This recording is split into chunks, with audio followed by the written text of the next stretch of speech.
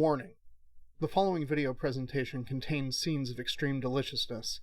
Failure to either eat first or bring a snack to consume during the presentation could result in wanting to lick the screen or in some way act the fool. Ain't nobody want that. Viewer discretion is advised.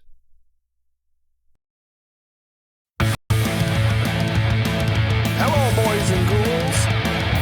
Decay's making a snack today. What's it gonna be? What's it gonna be? Decay's making a snack today. Shove it right into your mouth. Decay's making a snack today. What's it gonna be? Is he making it for me? Decay's making a snack today. It's time for tactical snacking with Decay.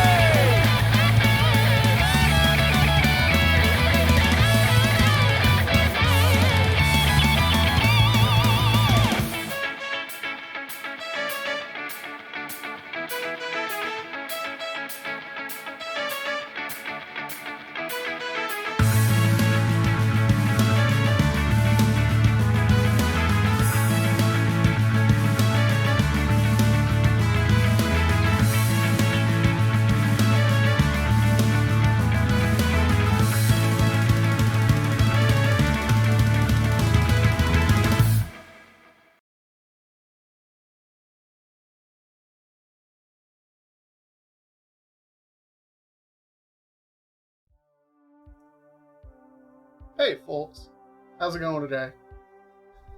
I'm not doing too bad. We were supposed to have some people coming over for dinner tonight, and I had planned the menu.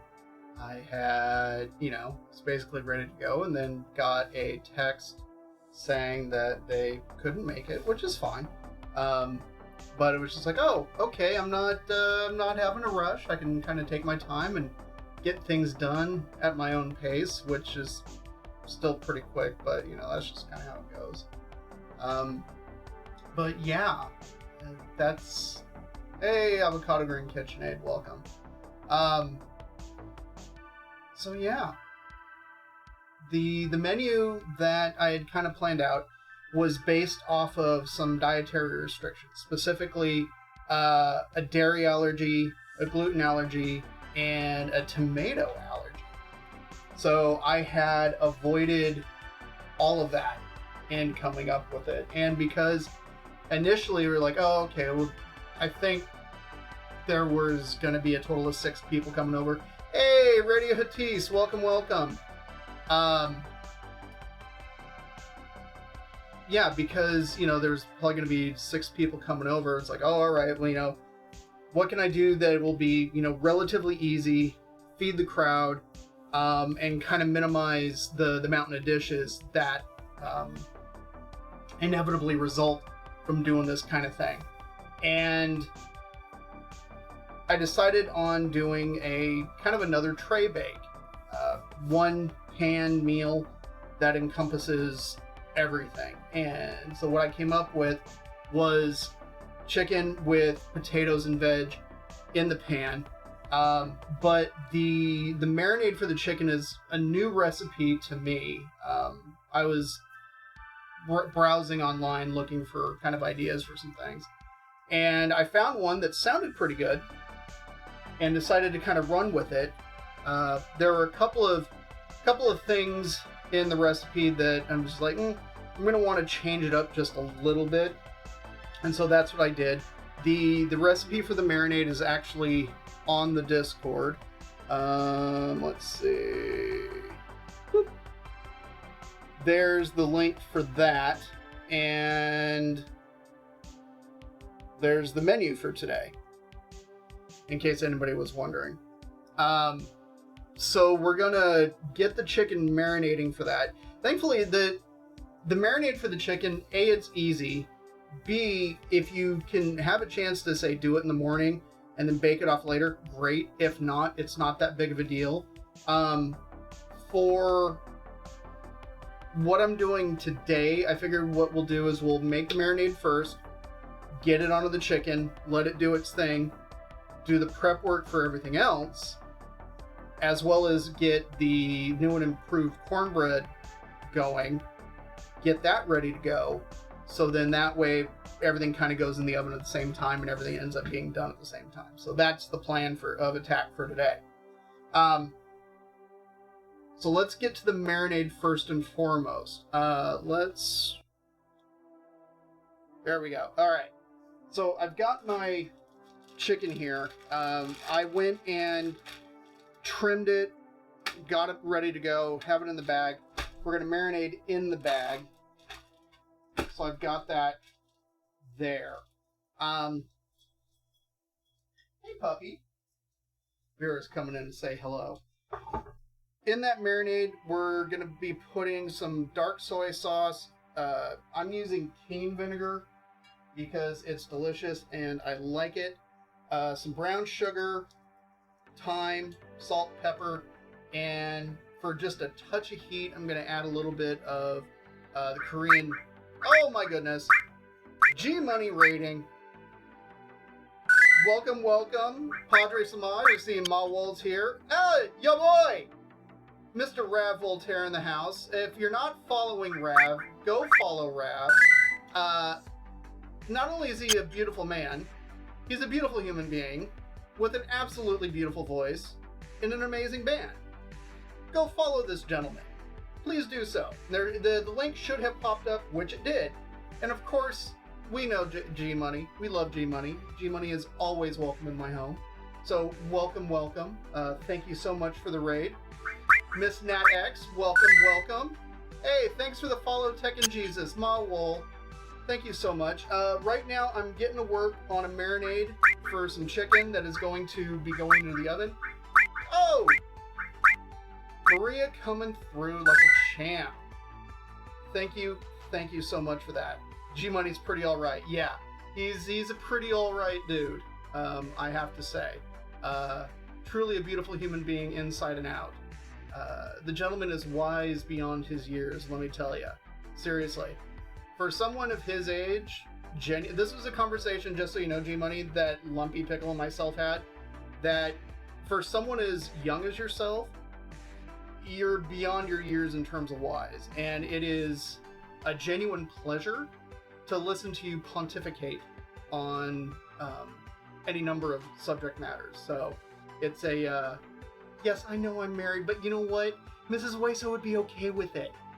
So, not gonna lie, she has made more than a number of comments on his workout streams. And I'll allow it, because she's not wrong. So. Anyways, the marinade, let's see. Alright, let me put up some of the stuff real quick. So, here's the menu for today. Okay. And then the recipe, nope, that's the raid message. There we go. The recipe can be found on the Discord, and that's the marinade that we're going to be making. It contains dark soy sauce, and if you don't happen to have dark soy sauce, you can just use kind of the regular whatever you got. I'm using cane vinegar because I have it and I love it, and I think it'll be perfect for this. We're putting in some brown sugar, sprigs of thyme that we pulled out of the garden, a little bit of salt, black pepper, and Korean chili powder, gochugaru specifically, because I think this would benefit with a touch of heat. So yes, we're making more cornbread. It is the perfected cornbread recipe, and we'll talk about that once we get to it, but I want to get the chicken marinating first. So then that way it's had plenty of time to kind of soak up the love and the goodness. So what I'm doing, in order to get the sugar and the salt to dissolve into the marinade better, I'm heating up the vinegar just a little bit. Literally just enough to get the sugar and salt to dissolve. I don't need it very hot. And then we'll add the soy sauce. Just real quick, how do I do this but in an Instant Pot? Because I just got one and can't figure out how to use it. I'm old and scared of new things. Alright. Ya boys got your back. Alright? We can talk about this.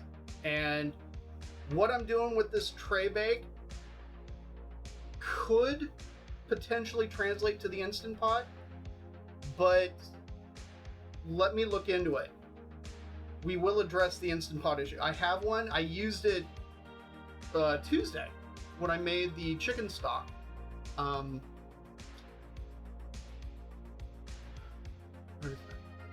Yeah, we will talk about the Instant Pot and kind of setting things up, so then that way you can kind of set it, forget it, and do meals for like later in the day. Say for instance, when you come home from work. We will definitely get to that. I need brown sugar. I'm also going to throw the sprigs of thyme in. I literally just snip these, and I'm going to leave them on the sprig, so then that way they can be easily pulled out. I'm just throwing that in. I need 4 tablespoons of brown sugar.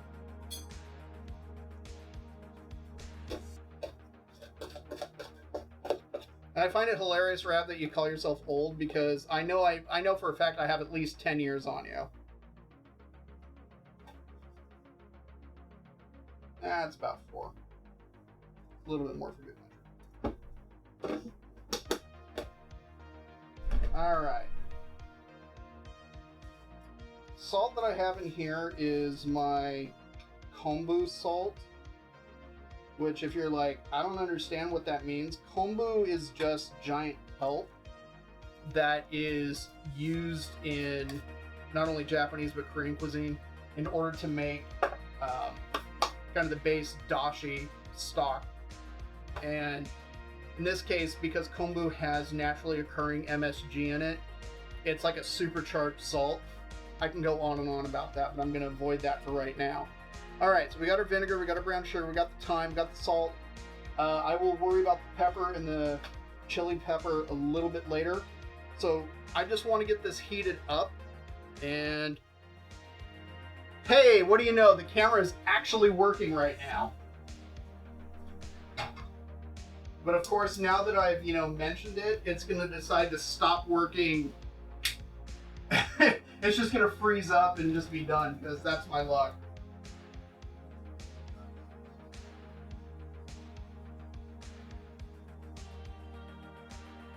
So yeah, I'm just warming this and swirling it around to get it to dissolve.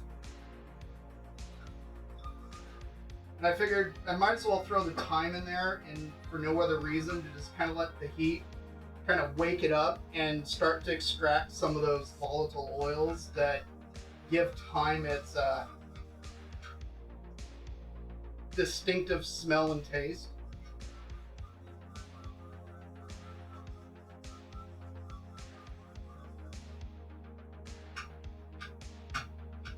Okay, that's actually looking pretty good. So that, yeah, that's looking like it's nicely dissolved. So we're going to add 2 tablespoons of this dark soy sauce. That's going to help give the chicken a little bit of color too. And then that's going to go in.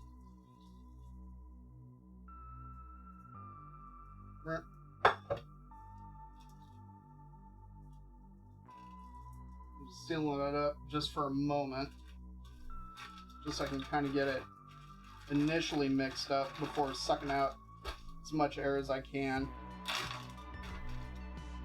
Alright. Will it stay? This is the game I play. How long will it stay upright before it decides it wants to fall over? And that's about a teaspoon. Let's go with another one. So it's going to add a little bit of warmth to this, but it's not going to be super overwhelming. And then eventually, well, as soon as we're ready to get this into the oven and we put the chicken into the tray with everything else, we're going to put the marinade in there too. So that's going to help flavor and season everything else that's going in the tray. Give it a good massage.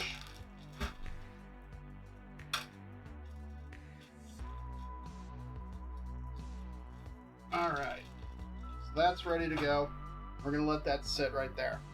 Okay. As for the players, for everything else, DM me recipes. Every recipe I look up either has ingredients I've never owned or starts off with a 10-page life story. You will find that is the case with just about every food blog out there, Rav. And it has to do with the copyrights on the recipes. It's really sort of convoluted. Lumpy actually sent me a link to a site called Just the Recipe that goes through and will actually strip out like all of that and just give you the recipe. It is a subscription service. However, it is really helpful if you just want to see the recipe. So I'll hit you up, Rav, and we'll talk a little bit and kind of figure out what it is that you want to do, and we'll get you hooked up. No worries. Hey, Ivy Stupid's here. Welcome. You feel old inside. Funny how that happens. Lumpy's mom is an Instant Pot junkie. She makes baby back ribs in her Instant Pot, and they're awesome. So, interesting thing. Yeah, ribs in a pressure cooker is a classic method of making them. There will be those that will shun them, yea, verily, because it's not done over wood, but honestly, if it tastes good, I don't really care how they're produced. So, that's just, my 2 cents on the matter. A blog needs to be so many words before it can be copyrighted, so that's why they are so long. Yeah, I'd be stupid with the knowledge. Interesting. Oh. Diaz Malley, thank you so much for the resub. No worries. Feel free to lurk to your heart's content. Hang out. Take care. Yeah. And, Diaz did not get a shout out. Lumpy, would you be so kind as to shout out Diaz Malley? There it is. I'm like, I have this thing set 69 dudes! Mally is a pretty amazing person. Like it says, she is incredibly awesome and talented. And yes, definitely go, when she does stream, go hang out. It's always a good time. A really nice wide range of music that she plays. And so I'm a big fan of hers. Okay. Chicken be marinating. Time to get some stuff chopped up. Oh, hi, little puppy. Oh, little woo-woo girl. Hang on. There's the little woo-woo girl.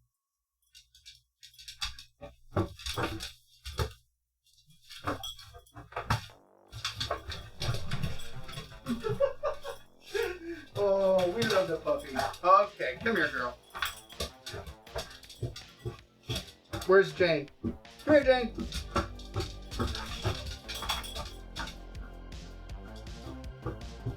Good boy. All right.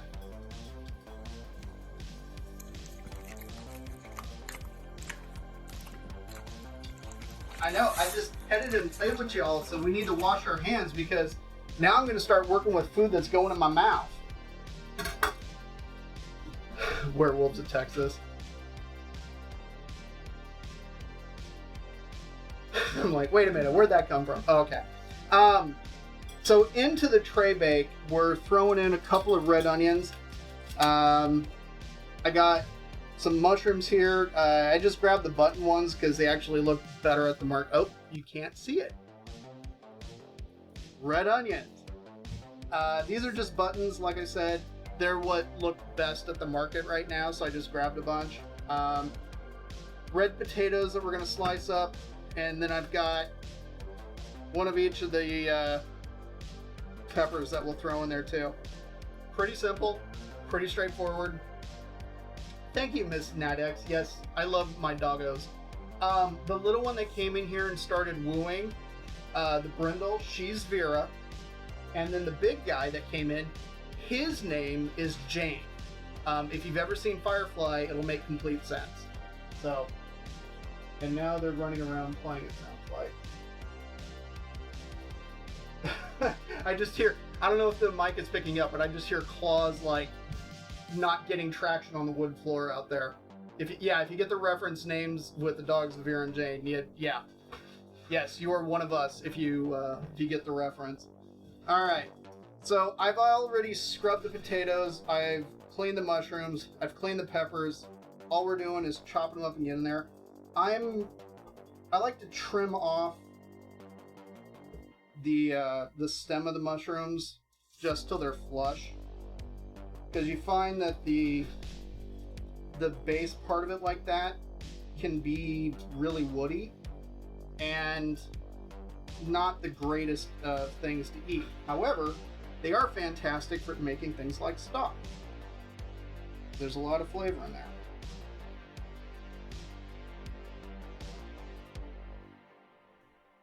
So we'll get those chopped up and thrown in there. And this is just a big sheet, big tray that I have. I've lined it with the non-stick foil that I use all the time. Just so then that way I hopefully don't have to scrub it later, because scrubbing dishes is no bueno. I am not a fan. So since this is only going to be in the oven for about 40 minutes, and I don't want them to shrivel into nothing, I need some chunks with some size. So with these guys, I'm probably going to cut them up in a sixth. About like that. Because these are kind of chunky mushrooms. Oh! I added a new channel point redeem. Feel free to play with it if you'd like.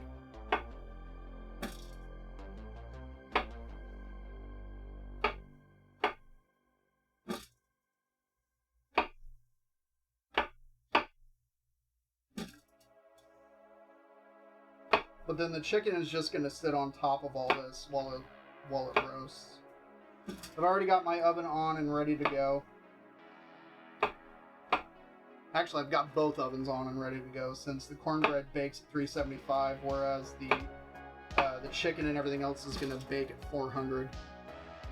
Alright, mushrooms done. On to the potatoes. These, going through the middle. I think I'm going to do these in kind of the same, but in half. So instead of 6 pieces, these will be in 12. The idea is hopefully they'll all be done at the same time, and since potatoes are denser than everything else.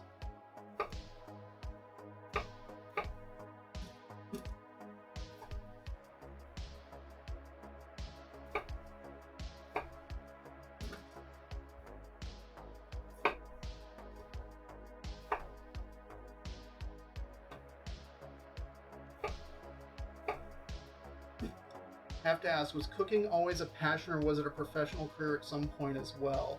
Oh, the new redeem is called Hot.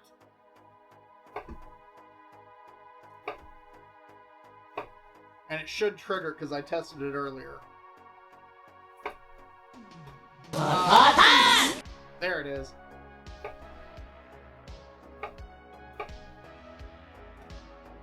Did the sound and everything else come through? Nutcha!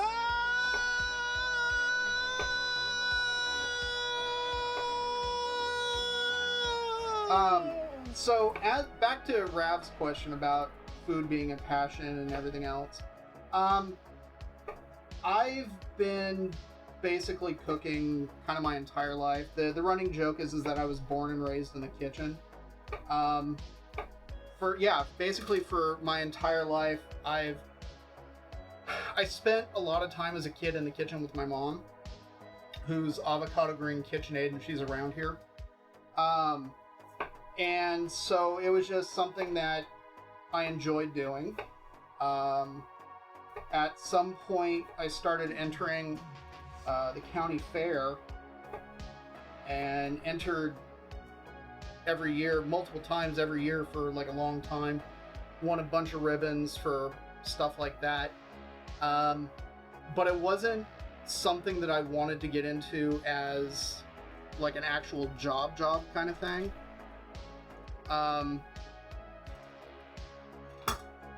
Then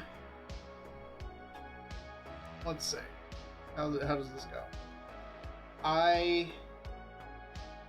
went to college, got my degree in photography, worked in the professional photo finishing industry for, gosh, nearly a decade. I was a professional printer. I ended up working at one of the Kodak processing labs, being one of the last people in the world really to process Kodachrome film. Worked as a quality control tech while I was there, and then when Kodak couldn't figure out how to survive in the digital age, I got laid off and went back to school. The school that I ended up going to had a culinary arts program, but because of my experience in the photographic industry, where after a while it kind of ground me down and I stopped taking pictures, which was something that I absolutely loved, and I hadn't picked up a camera for a long time. So because of that, I didn't want to go into the culinary program, because the last thing I wanted to have happen was have schooling and working in that profession kill a passion of mine, and especially something that had been, kind of a constant in my life.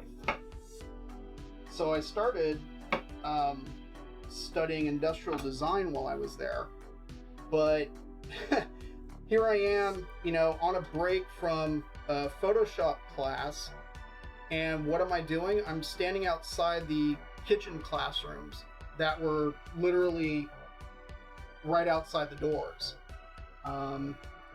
So eventually I left the industrial design program because I realized it just wasn't where my heart was, and I got into the culinary program there. Got into the culinary program and just took to it like a fish to water. But I very, very quickly learned while I was in there that working in the culinary industry, be it restaurants or whatever, you have got to love the work, because it is high stress environment, really long hours. Usually until you get really up there, the pay isn't all that great. And I mean, even like one of the semesters I had to do an externship, and so I worked in it's kind of a high-end restaurant at the time in I think it was Manhattan Beach. It's a place called Sashi. They're no longer there. The chef owner, he came through the school as a guest lecturer at one point, and come to find out, he was actually, if you've watched the old Iron Chef series, be it the Japanese or the American one, either or, you would probably be familiar with the name Morimoto, the Japanese Iron Chef. Well, this gentleman that owned the restaurant was Morimoto's sous chef for a long time, and in fact, he appeared in not only the Japanese but the U.S. show as his sous chef. This is back in the beginning of when they were doing Iron Chef America, before he moved out on his own. So the guy had a pedigree. Morimoto came and when his restaurant opened up, for instance. So that's just kind of like, as an FYI, that's, kind of where I was. And I was working in, kind of the app station as well as prep work. And it was rough. Like, it was really rough. And that was really kind of what cemented me not wanting to work in a restaurant per se.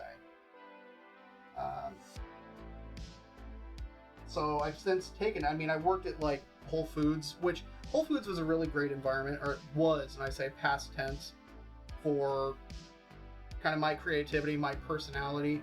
Although I kind of felt like the Ron Swanson of Whole Foods, because I would make wildly inappropriate jokes that the customers just would not understand. Let me rinse these out just to get the seeds out, and then I'll tell you that one particular joke that Probably my very favorite.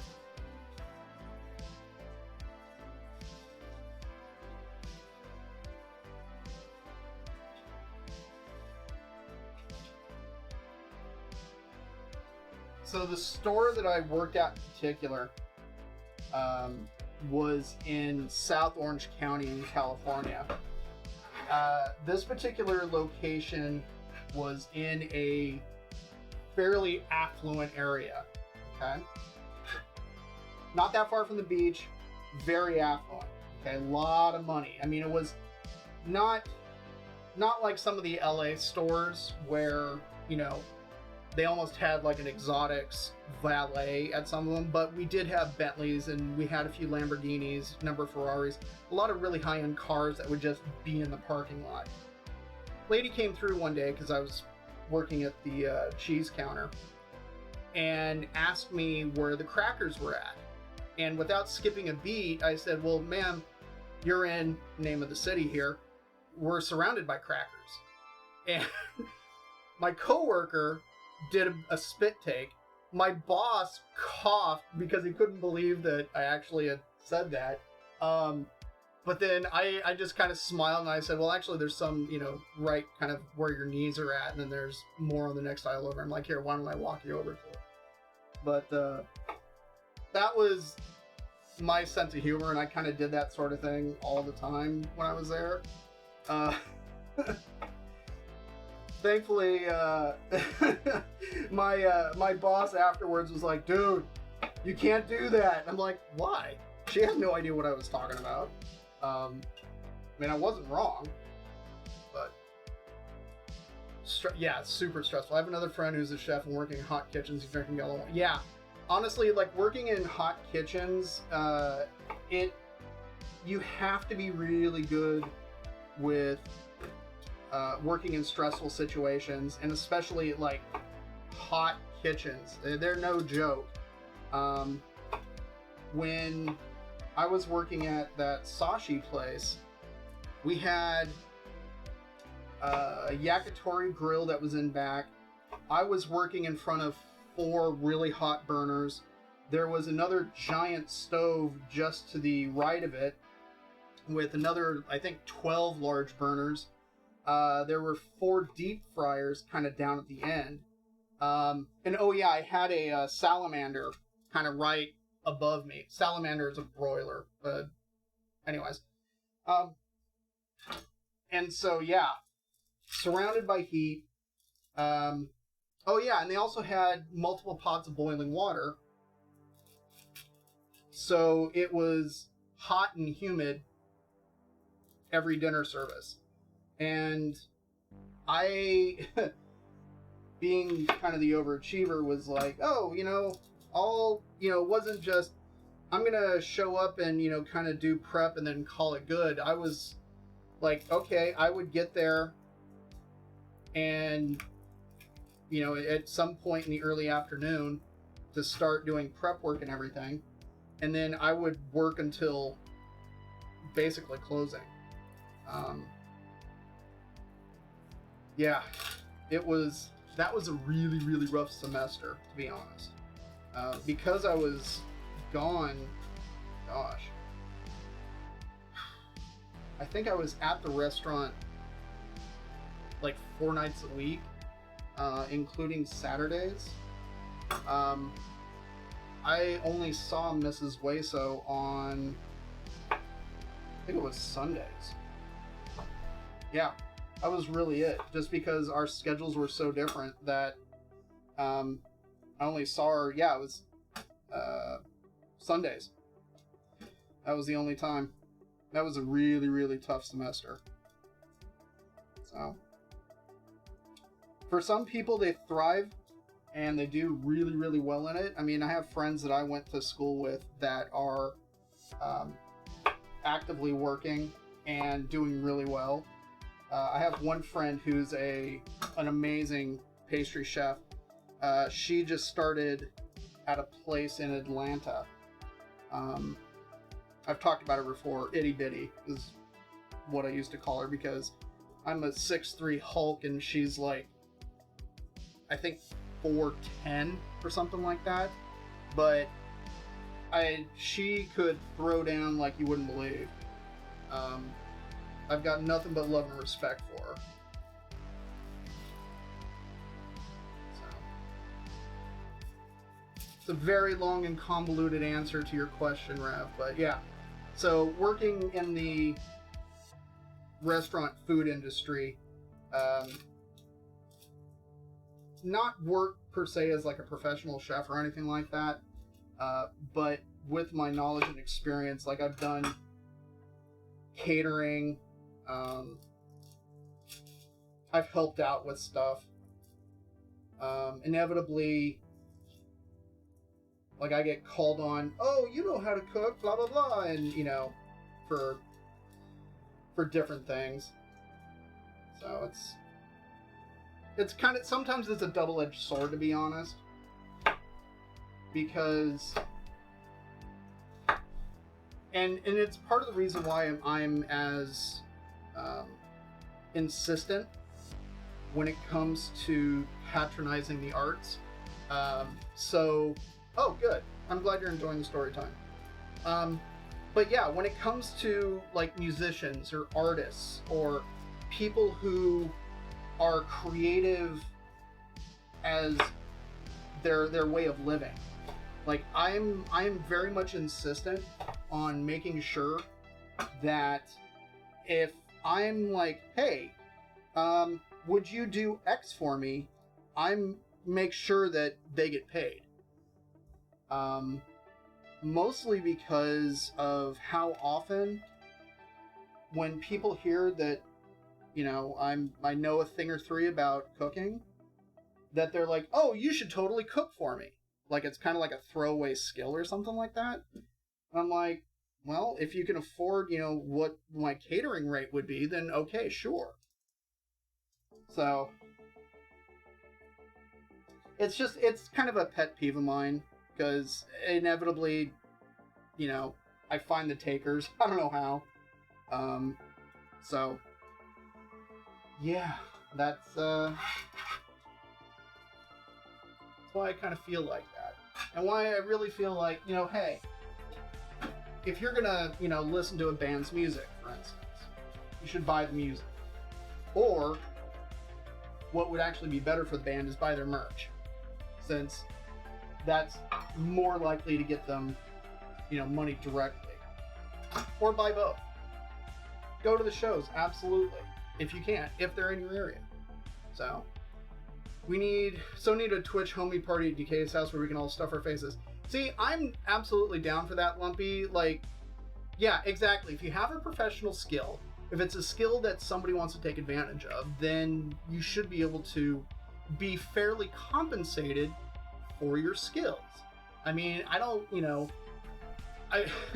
I would sometimes, like, it got to one point where somebody was like, oh, I hear you're really good. You should totally cook for me. I'm like, well, what do you do? And they're like, oh, I'm a tax preparer. Oh, well, you should totally do my taxes for free. And they're like, wait, why? And I'm like, well, if we're exchanging professional, skills, then, exactly. It's buy the stuff that puts the money in the band's pockets that allows them to continue to produce their creative endeavors that bring joy to your life. It's a very flowery way of saying buy their stuff.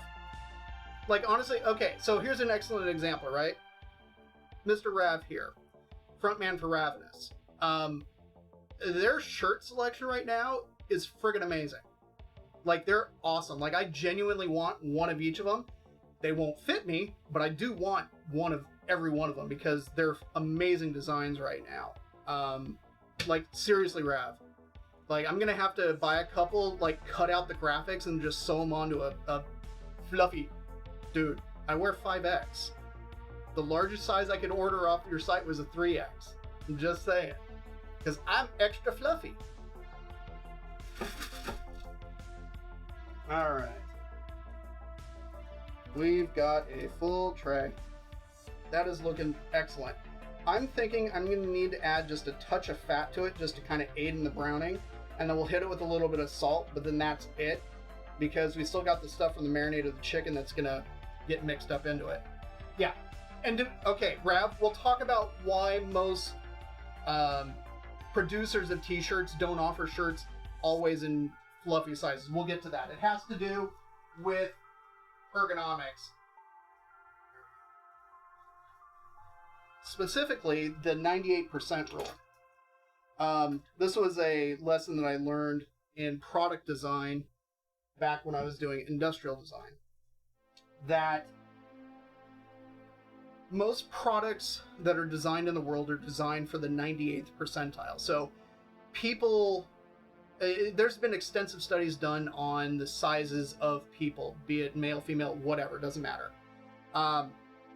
So most products are designed for people that fall within to the 98% of sizes of things, okay?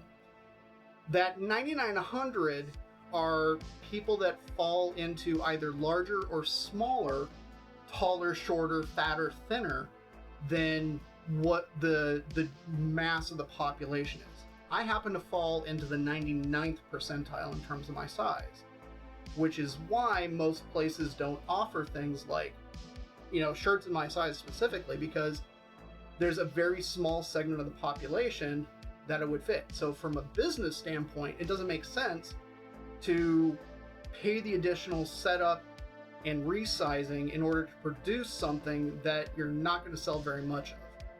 You know, at least from a business standpoint. I understand this. This is something I've come to terms with. But this is also why, like, I'll buy a band shirt knowing that it's too small. I'll cut out the graphics, buy a shirt that actually fits me, and sew it on. So, you're part of the 2%? Yeah, funny how that is. After second this, your shirts are great, Rep. Yeah, absolutely, Windier. Hey, welcome, buddy. So, alright, just a bit of salt on there. So this is effectively ready to go. We just need to stir it up and then add the chicken to it. So I'm going to push this off to the side, and I'm going to put this away, and we're going to get to work on the cornbread.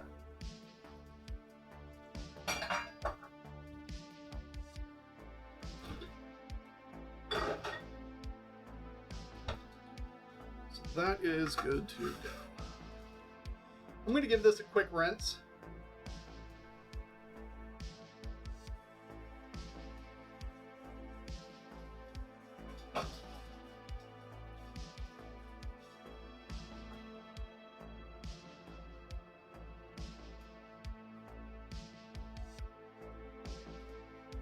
Okay. Deep dish, 8-inch cast iron pan. This is what we're going to make the cornbread in, but I wanted to show you all before I did it. 2X for me is a bit easier to get shirts. Yeah. Never thought of that. I just don't offer them because our printer doesn't offer them, which means you need to find a printer that makes sure it's bigger than 3X. Yeah, no, that's exactly it. To be honest, honestly, Rav, when it comes to screen printing, because I've actually done that also, what you'll find is the good shops will actually want to scale up the graphics to go on the larger size shirt, so then that way they look proportionally the same. So like if you look at, say, your large shirt versus your 5XL shirt, that the graphics are proportionally the same to each of them, if that makes sense. Yeah, cheap shops, they won't scale, and it's, yeah, that's just, you know, how it goes. But being a person of size, this is, you know, kind of been my reality for most of my life. So, I mean, the shirt that I'm currently wearing, I think I ordered off of T-Fury or something like that. So, but that's just kind of how it goes. All right, let's talk cornbread. Last week or the week before or something like that, we made this grandmother's buttermilk cornbread recipe, and it was not bad. There were a couple of issues that I had with it. Specifically, the cornmeal was really gritty, was not a fan of it, and so the first big change that I made to it was, instead of cornmeal, I added this corn flour. Now this corn flour, the reason why it's in this bag as opposed to the bag that it came in is, well, this is sealed up and keeps out meal moths. But this was just a bag of, I forget the brand, but at least for me, it was in the aisle with what would be considered the Hispanic aisle, and just the masa for tortillas. So it's just corn flour that was meant for tortillas. And when you crack open the bag, yeah, it smells like a tortilla. But for my purposes, this is great. So that was the other big change. I was adding a fresh ear of corn to it, and I'm going to continue to do that because I like the fresh corn. I mean, corn is just starting to come into season, and so it just makes sense to add it to the cornbread because, you know, it's delicious that way. The other thing that I did was looking at the directions for this. There was, I don't know, there was a couple of things that I wasn't a big fan of in just its methodology. And so I decided what I really needed to do, and if you see this book here, this is the old Alton Brown, I'm Just Here for More Food, all about baking. And you'll see this flappy tab, which was a super cool feature of this book. Specifically, open to the muffin method. And the reason is it talks all about the methodology of the muffin method, what you would use in order to make muffins. And to be honest, this dough and everything else comes out like a muffin. So it makes sense to treat them that way. I will summarize what he has in here. Take your dry ingredients, mix them all together. Take your wet ingredients, which sugar is considered a wet ingredient in baking, just as an FYI, because it dissolves into the liquids really easily. And so most of the time when in most baking recipes, it'll, like I said, sugar is considered wet. And that's the case with this. So sugar gets added to the wet ingredients. Then you take your wet ingredients, add them to the dry, stir them until they just come together, and there you go. You're all set. Do I know the muffin method? Same thing, and then that's precisely what we're going to do. So I got 2 bowls here ready to go. I need to rinse out my measuring cup because we need to measure out buttermilk, and then we'll measure out everything else and get that going. Oh, the one other change to that basic recipe is they they tell you to melt the butter in the pan, then stir in the sugar, then anyways.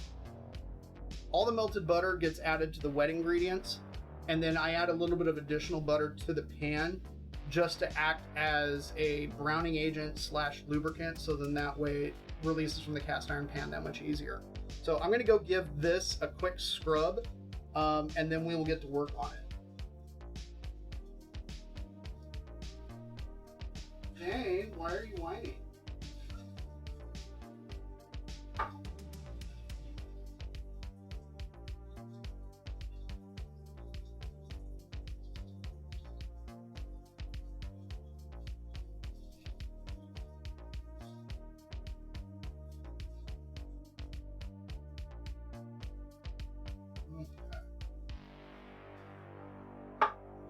There's our ear of corn.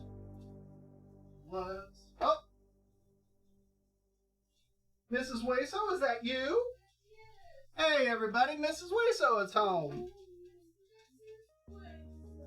Mrs. Weso's had a pretty crazy day from what I understand. Oh? Yeah, she's busy. Just really busy. Yeah, well, the volunteers came in, volunteers that come work with us. Yeah. And I had them helping me with some data entry. It did not go well. No, actually, it went fantastic. Oh, good. It went great. I just had to train her on how you do stuff. This is how you do bookkeeping. This is how you do it. Yeah. This is how you do bookkeeping. She loved it too. She's coming back tomorrow to do more. That is excellent. Oven is hot. Yes, because Hot! yes, which is now a points redeemed. So, What are we having for dinner? Because We're- you never said. Oh, that's right. I never did. So we're doing a tray bake. We've got the chicken marinating, and then it's going to go on top of the tray with all the yummy goodness, and that's I going to love go. what you're saying. And then we're making new cornbread, Okay. because why not? Okay. Because okay. The muffin method. Grandmother's cast iron cornbread pan. It was pie-shaped wedges for the batter. Oh. Interesting. I didn't know she had one, but it doesn't surprise me. Anyways. Okay. How are you guys? Yeah. There's a lot of people today. There are. Yeah, Grant rated. Wow, thank you, Grant. Yes, indeed. Thank you, G-Money. Yes. So I'm going to measure out all of our dry stuff first. Muffin method. Muffin method, which is why I got this book out when we were talking about it. Yes. Because it's in there. He made me read it. I didn't want to, but it was very informative, and I'm glad I did.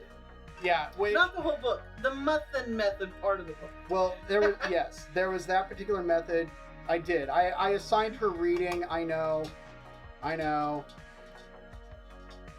The radio and love. Hey, which by the way, radio. I'm gonna be giving that that pizza recipe a try in the very very near future, possibly this weekend. So I will get back to you about that. Radio T sent me a. These mushrooms. Are you saving them? Oh yeah, for stock later on. So that was a cup of all-purpose flour, and now we're gonna add a cup of the corn flour. Yeah, he's given me homework many times. I have. Early on, it was, this is how you use a knife. We're going to practice. Yep. I know. I mean, it sounds crazy saying it out loud, but it was one of those things that, like for the muffin method, I forget what you were doing. I want to learn how to make really good muffins. Oh, that's right. And so he's like, you gotta read this book. And I was not happy about that. I'm like, here, you read this. This will help you understand. And it did. I've yet to make muffins since then, but I did read the homework. So now that we have some blueberries, I think I should make some blueberry muffins. That's true. There's a big old pack of blueberries in there. Yeah. White powder. A mysterious white powder. Oh, this is corn flour. Why is it not in a container, my love? Because we didn't have a container that was big enough for that. We need to buy one. I understand that, but I'm just saying that I didn't have one at that moment. Mrs. Hueso had an experience a long time ago with Indian meal moths. That's true, and that's why we We only use airtight containers now. yes, the Ladena, the pizza, yes, that's the one I'm talking about. That's the one that I want to play with, because she was telling me that she'll also make bagels with that recipe, and so I want to try making it and kind of see how they turn out, because that would be awesome. For my health. There's a container right here. Is there? Yeah. Is it clean? It should be. It should be. It's above the Cuisinart mixer. Yeah, okay, this is the baking soda. That's right. Like, I don't want to have baking powder, I need baking soda. There's Hey, a Rav. difference. Yep. Javoy is here. My boy? I didn't know he's mine. No, he's not Jackpot. yours. I'll take him. When G Money came over, I did mention that you had made a couple of comments about him during workout streams. I said, I agreed. I said, I'll allow it. Hey, the man's earning it. Like, He is. he's worked hard. And now he's got fun curves to look at. Our curves are not so fun to look Well, they're fun for girls and for boys. Maybe. at. Depends on who you are. That's true, it depends. Alright, so that was a half teaspoon of baking soda and a quarter teaspoon of salt. And that is Team Dry Ingredients. Should we mix it? Yes, if you'd get a whisk. This is how we whisk it. That's right, do the running girl.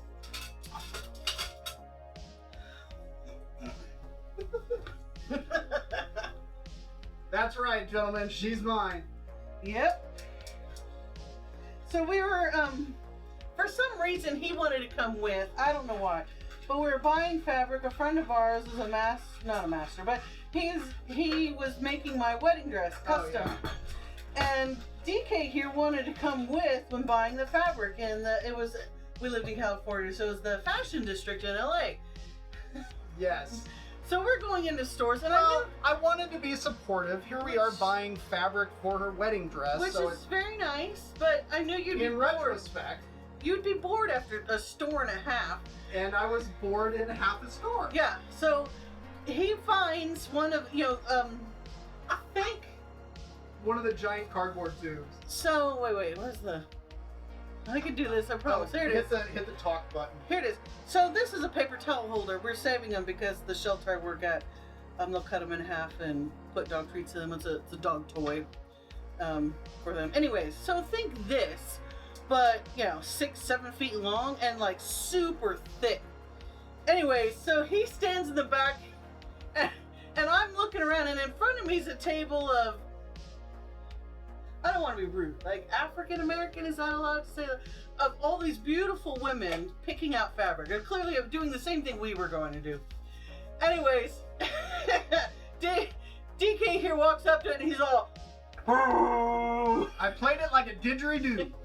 It's hilarious, and everyone, the whole store stopped and looked at him and I was like, ladies, that one's mine. It was pretty funny. It was epic. Pizza dough used for everything. Yes, she does. Okay, so that's eggs, that's the buttermilk. I'm just melting the butter right now. Melting butter. So, that's our story. It was pretty funny. Yeah, and he learned not to go shopping. Well, that kind of shopping. that kind anyways. of shopping. Girl shop. I like girl shopping.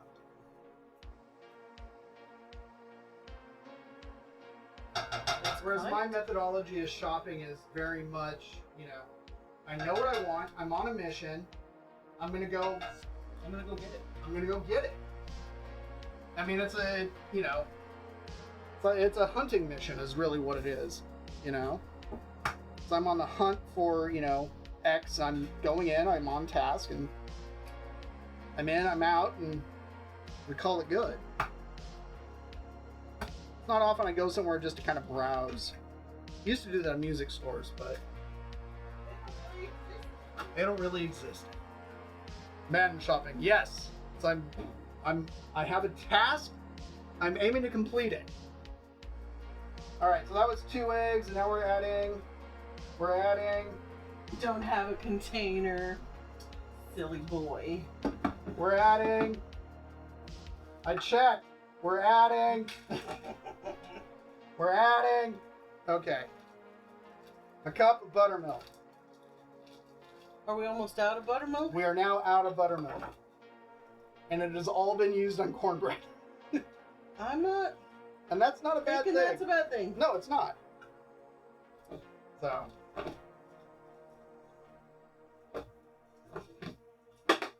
Ta-da! Corn flour in a container. I need to label it before we mix it. I was about to say. We have had we make a pancake mix. Which is up here. It's on top of the You can fridge. see up there. Anyways, this one here has mistaken it as flour. So we try to label everything clearly. There is. Are you gonna put one of your black stickers on there? Or I don't know. I don't know where they're from. Because Ooh, good call. there's that tape. And here's a pen. You're the best. I do keep tape specifically for labeling and pens right around here because I know I'm gonna need them. And because Mrs. Wayso likes everything labeled. That's true. Because how can you find things? Or they get mixed up. Or they get mixed up. Okay. I have a proposal for you. Da.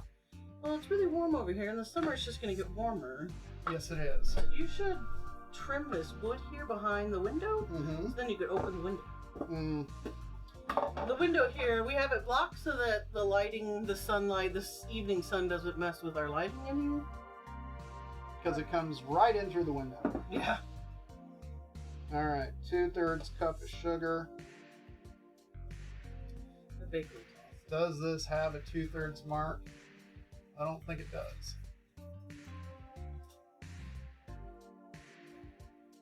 Might get a little bit more sugar, might get a little bit less. Not too worried.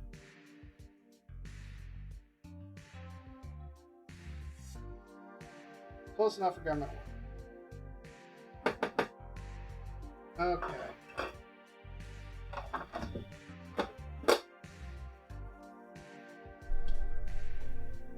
Alright, so that is team dry, this is team wet. We still need to add the butter to that, and I still need to get the corn off the cob here.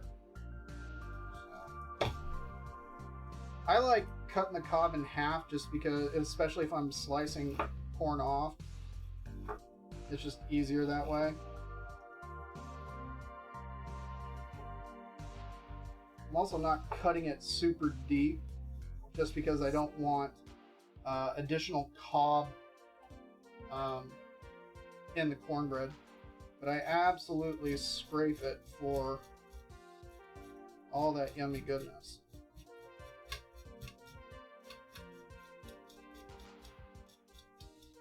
And it's fresh sweet corn. Why would I not want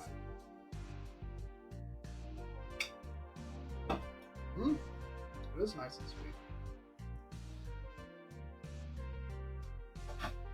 That's good stuff.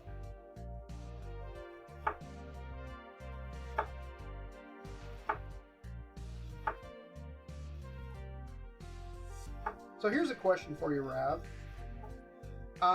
What kind of stuff do you want to make with your Instant Pot? Because that'll kind of help me figure out what to send you.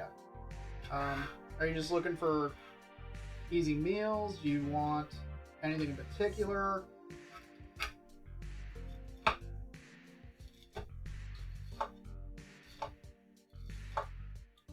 Meat and veg. Okay.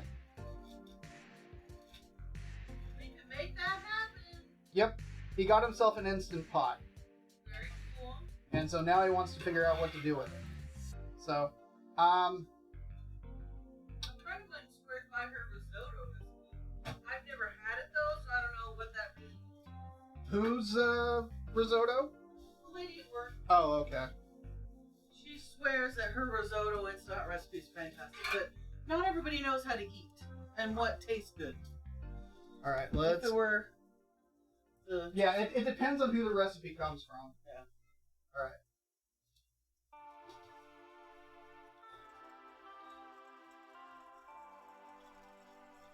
Mixing up Team Wet. Here, I'm helping. You're helping. You're a helper. All right. And you mix it while stirring while mixed so it doesn't like clump as it hits the cold stuff? Well, not so much that it won't clump, just that it'll help. The yolks in the egg are an emulsifier. What? I was going to help you so you can go ditch Oh, the pan. okay. Thank you. So the yolks in an egg act as an emulsifier. Butter is butter, fat, and water. So the yolk actually helps kind of emulsify it and keep it all together so it doesn't separate.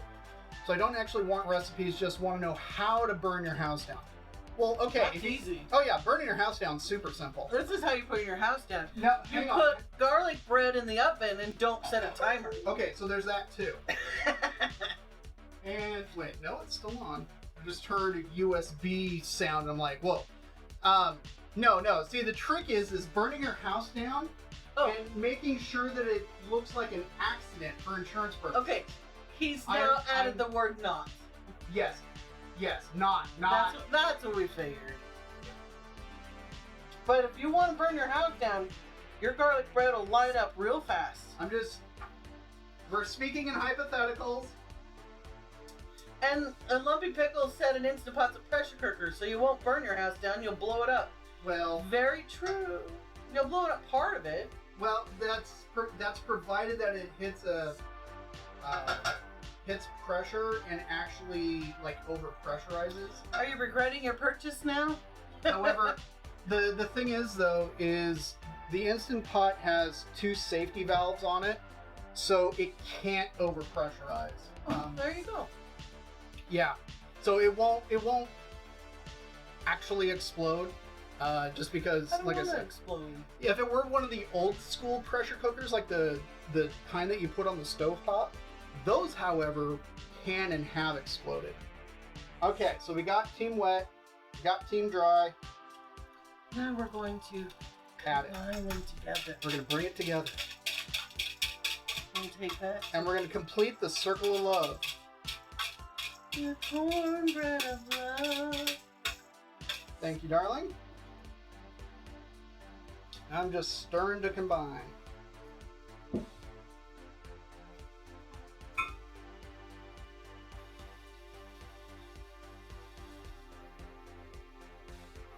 So what you may not have seen while I was over at the stovetop is I melted about a tablespoon of butter in the pan. Is this camera not working again? No, it's she. Sorry. Yeah, it's still working. Okay. Sorry, I didn't know. I'm new. It's okay. You're new. There's a bunny. Is there? Yep, there she goes. Had a buddy that happened to. He looked like Two-Face now, and you love it. Too bad he doesn't play any instruments. Oh. So wait, your buddy's Instant Pot exploded all over him, or did he? Because what you're describing almost sounds like he went to hit the quick release, and the old school. Okay, yeah, that makes sense. If you're standing over the pressure release on the Instant Pot and get a face full of not only steam, but the whatever's inside, that I can see happening. Yeah, very lucky he's alive. Hey, night songs!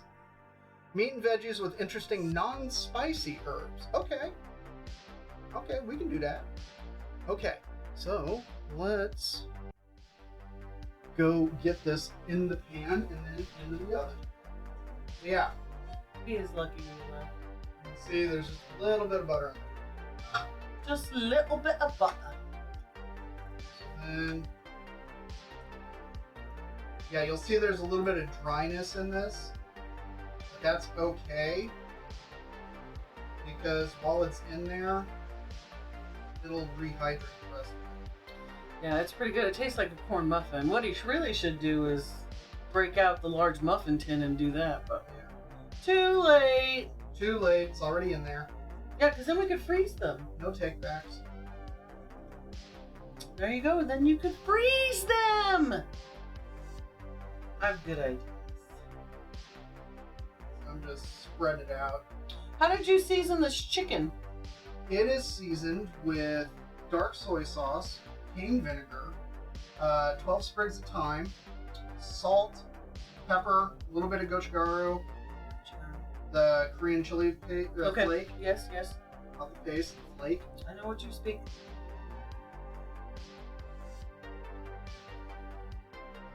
There's a little yellow piece of paper over there. It's got stuff on it. It's also on the Discord. And it's on the Discord. I should visit it more often. Alright, so this is going into my small oven. How? As a kid he had that accident? That's awful. Wow. That's no way. So I've got a 35-minute timer on the cornbread. So now this we can get out of here.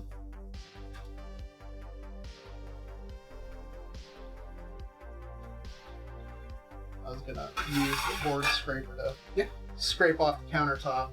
It needs it. Alright, so that's out of the picture. DK's burned himself pretty good a couple of times, but thankfully he doesn't have any true war stories. Yeah. I've gotten really lucky. Example, the other day, the actual pan that has the cornbread, the last time we had cornbread, I wasn't paying attention. I had my head in a book, and I came around to the kitchen because dinner was ready, and then I grabbed the pan to rotate it, not realizing it had just come out of the oven. Yeah. But thankfully, no damage. Hands okay. Yep.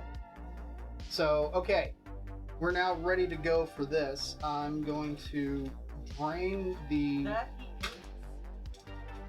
drain the marinade out.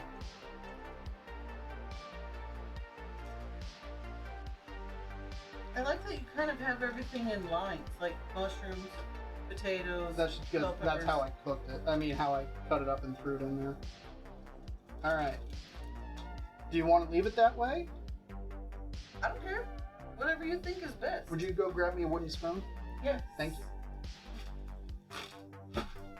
Yeah, I've burned myself a few times, and I've definitely cut myself. I know, soaking the veggies in the marinade, right? It's more like they'll get steamed in them. Well, it's not so. Well, because of the size of the tray and the amount that's in there, there will be a bit of steaming going on. But they're also going into a 400 degree. Look at these mushrooms. Yes. They're going into a 400 degree oven, so it'll be a little bit of everything.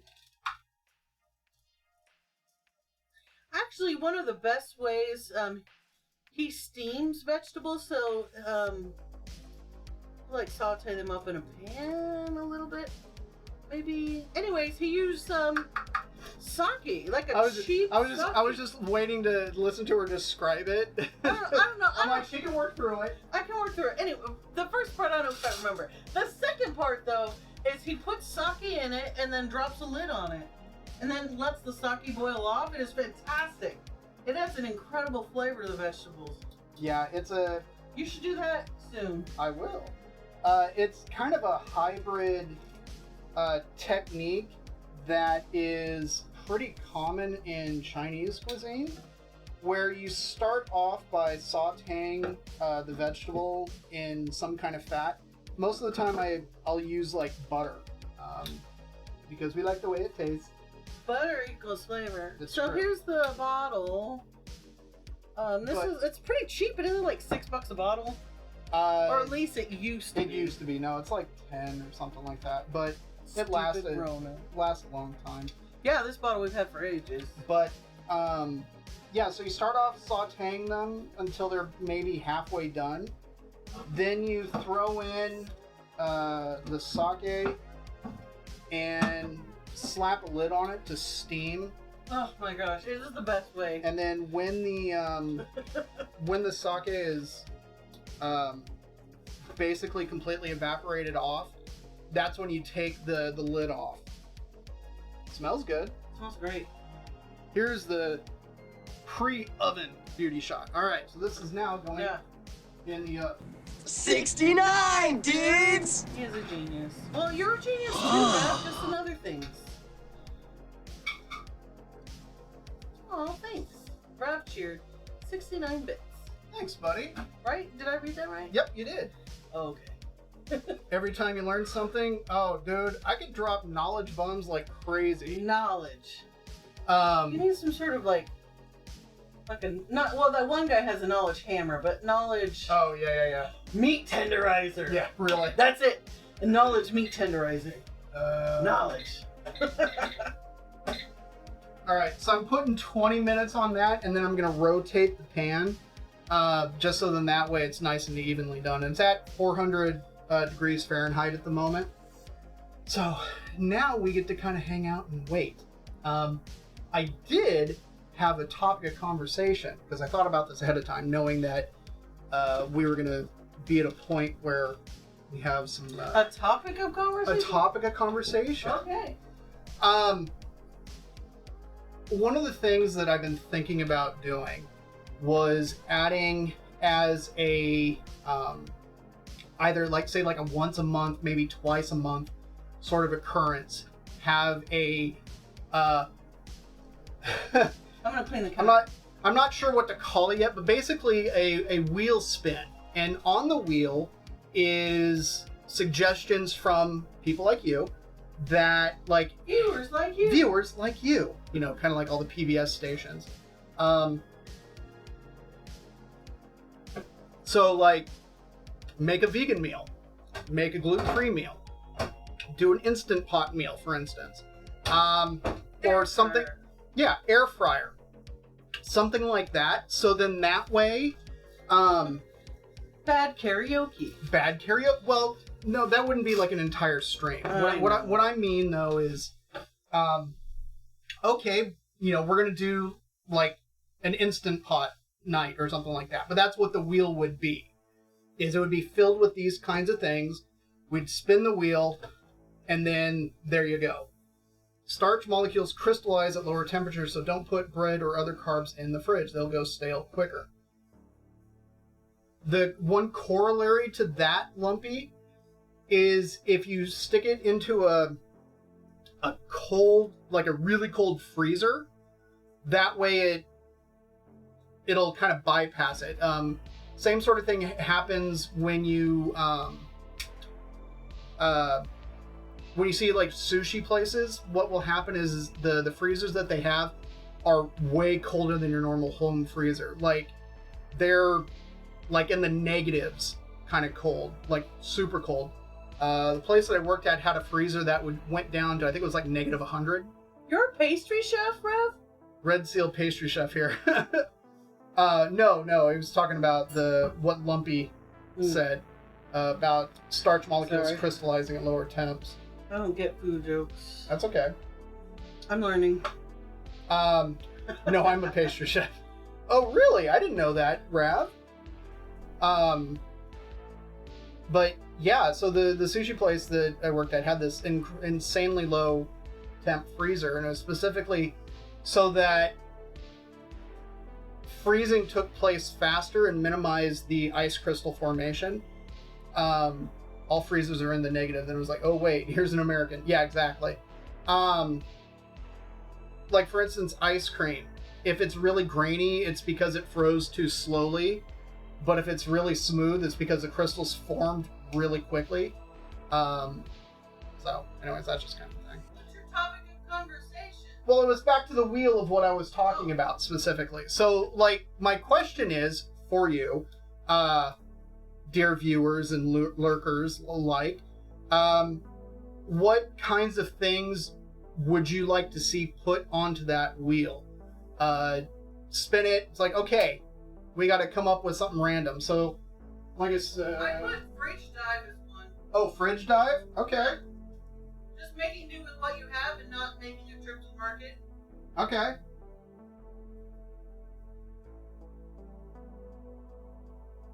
Instapot, air fryer, vegan. I think the $10 meals are good one too. Oh, the $10 meal? Yeah, but that would you need to plan that one. Well, yeah, that's why.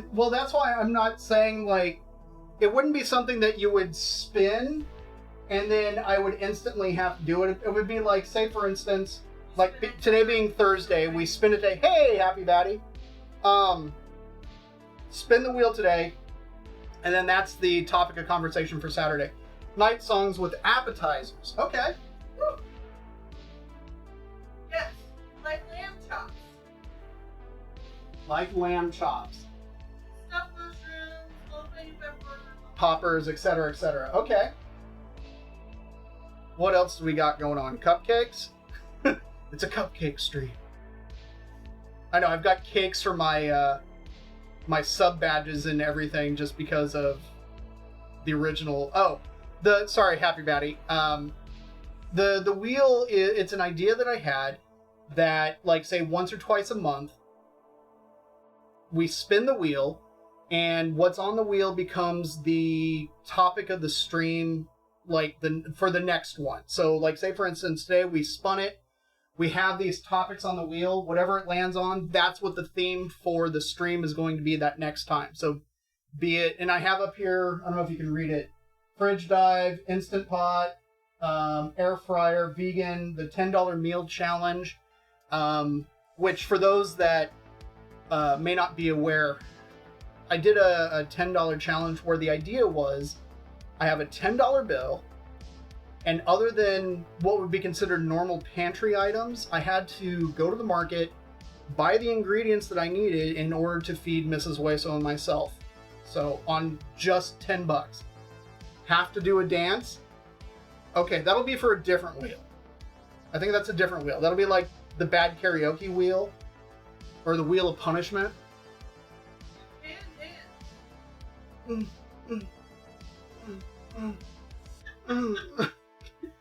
That's about it. Exactly. Feed doggo on camera. That could be a thing. Well, actually, what time is it? 5:27. Actually, we'll probably be able to feed the dogs on camera today. Mrs. Waiso cooks, but I move her hands. Oh, jeez. I like it. I'm going to put it up.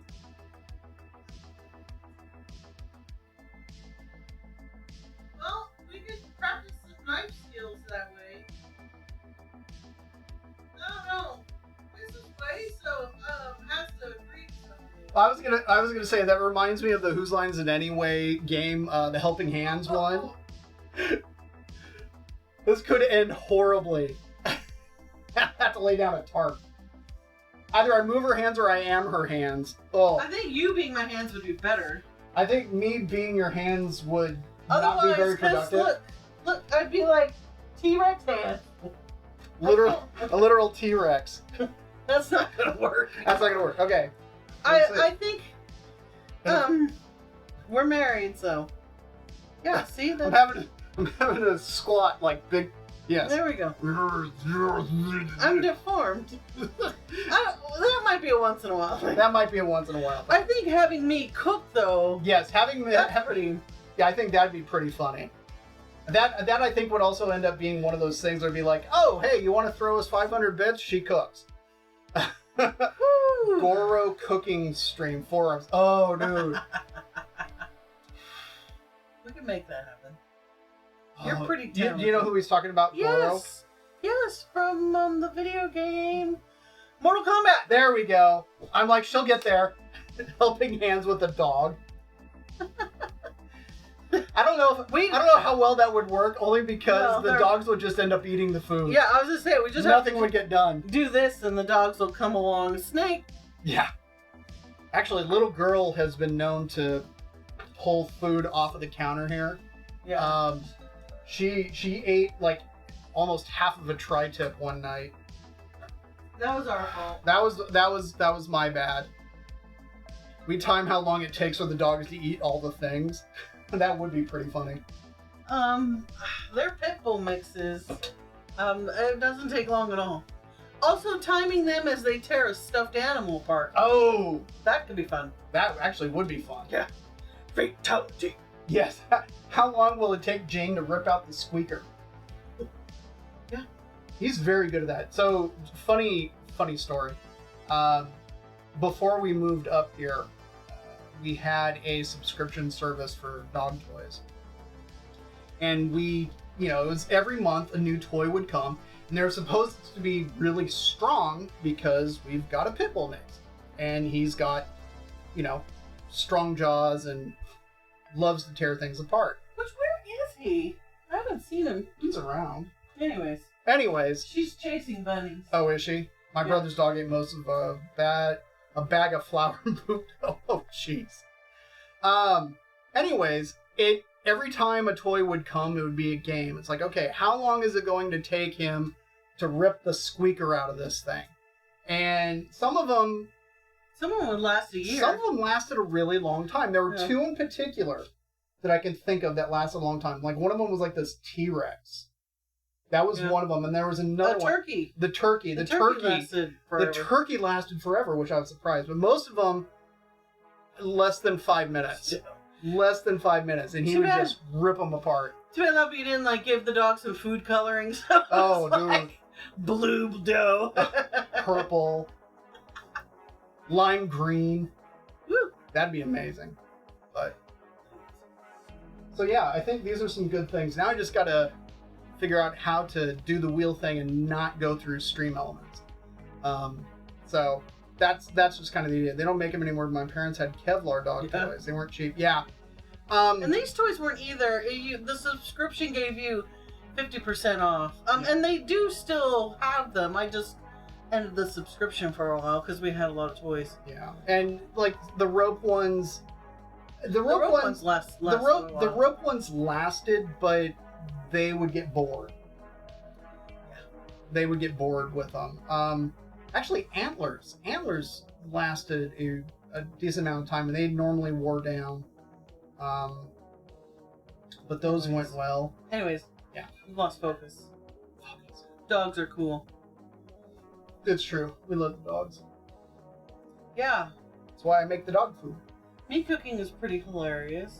It is. I'm chopping these up. Thanks. She's playing with the mushroom stems that are sitting out. I'm breaking them, and they're like little tiny wood pieces. That camera's not on. There That's it the is. other one. They're like little mini corks. So. A little bit, yeah. But yeah, that's the tricky thing with animal toys. You want ones that last, but if they last too long, they get bored. Yeah. Well, Sure. yeah, and the squeaky ones, oh, they love the squeaky ones. I think most dogs do. Not entirely relevant. Watching your stream while playing Magic the Gathering, finally placed first. Congrats. Congrats. I haven't played Magic in a very long time, Rav. So, to put this into perspective, Rav, this tells you how old I am. I started playing back when it was, I think the revised edition was the one that came out. It was, I guess it would have technically been called 4th. So it wasn't the alpha, wasn't beta. Was it revised or unlimited? I think it was revised is when I started playing. So this was like 1990, kind of 1990, 1991, kind of in that era.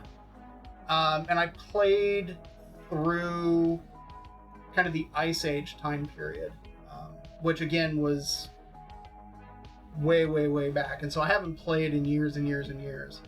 And it's funny watching, like, I've watched, I think it was like Panty Pants play. I've watched, I think, Jason Ashcraft play a little bit. And it was just like, I have no idea what some of these things are. Because it's like, okay, I know how to tap. I got that. But so many things are just so incredibly different from when I was playing. I used to go, there was a weekly tournament that took place at this women's club in town. And I would go with some of my friends and we'd build decks and actually go play. I didn't do all that great, but I had a really fun time. To also kind of put it in perspective, I could have bought an Alpha Black Lotus for $100 back then. For those that play Magic the Gathering and you know you understand what an Alpha Black Lotus is and how much they currently go for, $100 would have been like, yeah, right, Happy Batty. Like, had I known that it was going to stick around for as long as it was, I would have bought all the Black Lotuses that I could have gotten my hands on. I mean, this was back during the time when people would put together the old Black Lotus Mox Channel Fork Fireball or Fireball Fork deck. So then that way you could do first round kills. But like I said, I mean, this was forever ago. So. Oh. I think was it Rampage was something like the most advanced things that they used to do. It's been forever. To be honest, like I used to play video games a lot. Haven't really picked up a controller in a long time. I don't know.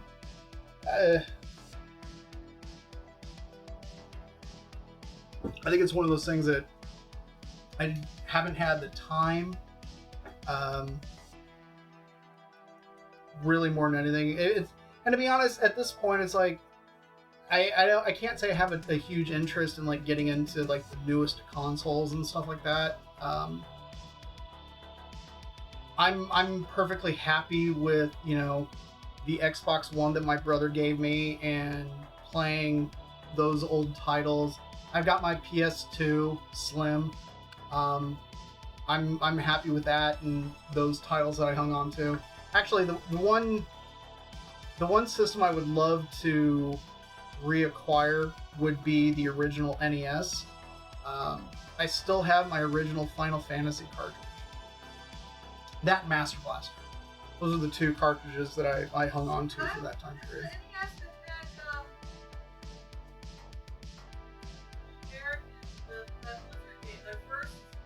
Lost Vikings? Yes, I have the original I know you've got the Game Boy copy of that. I don't know if it was on the NES. I don't remember that. My sister has my uncle's old NES, I believe, as it works. Hey, Mr. Kingsley, welcome, welcome. Andrew's in the house. Folks, if you don't know Mr. Andrew Kingsley, he's a king amongst men, literally. He is the gentleman that wrote my opening jingle, and is the mastermind behind Sleeper Ship, one of his personal projects, and he's also a guitarist for one of my very favorite bands, Unleash the Archers. So if you're unfamiliar with him, definitely go check him out. We are currently waiting on a tray bake and cornbread, and so we're just kind of chatting about this, that, and the other thing. Do I want a PS4? I got an extra one. To be honest, like, Lumpy, as great as that sounds, I don't know if I would ever play it, so I kind of would say, you know what? Let it go to a home where it'll be loved and used. I unfortunately probably wouldn't use it. Hey! The Punisher has shown up. Mr. Scott Connor, welcome, welcome. So, for those that weren't here at the very beginning, I recut my little intro video to include the cheese drizzle from last stream. So since we have a moment, I'm going to run it, so then that way you can enjoy Mr. Kingsley's work as well as some of mine. And yeah, so I'll be seeing in about a minute. Hello, boys and ghouls. DK's making a snack today. What's it gonna be? What's it gonna be? DK's making a snack today. Shove it right into your mouth. DK's making a snack today. What's it gonna be? Is he making it for me? DK's making a snack today. It's time for tactical snacking with DK.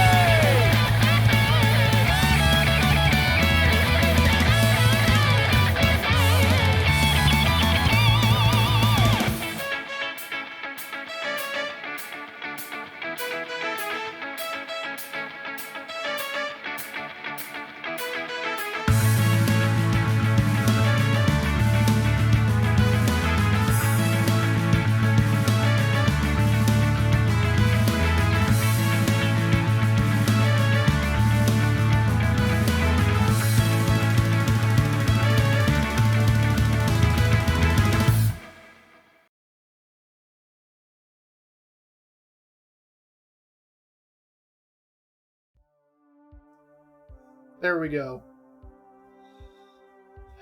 There's a reason why I'm going to be feeding Mr. Kingsley a king's feast when he rolls through here.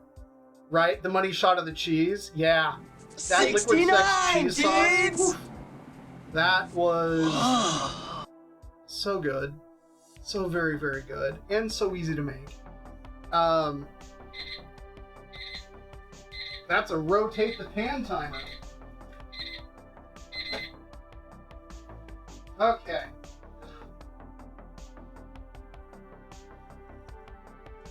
Getting on my welding gloves.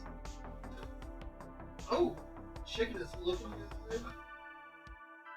Veg is looking good.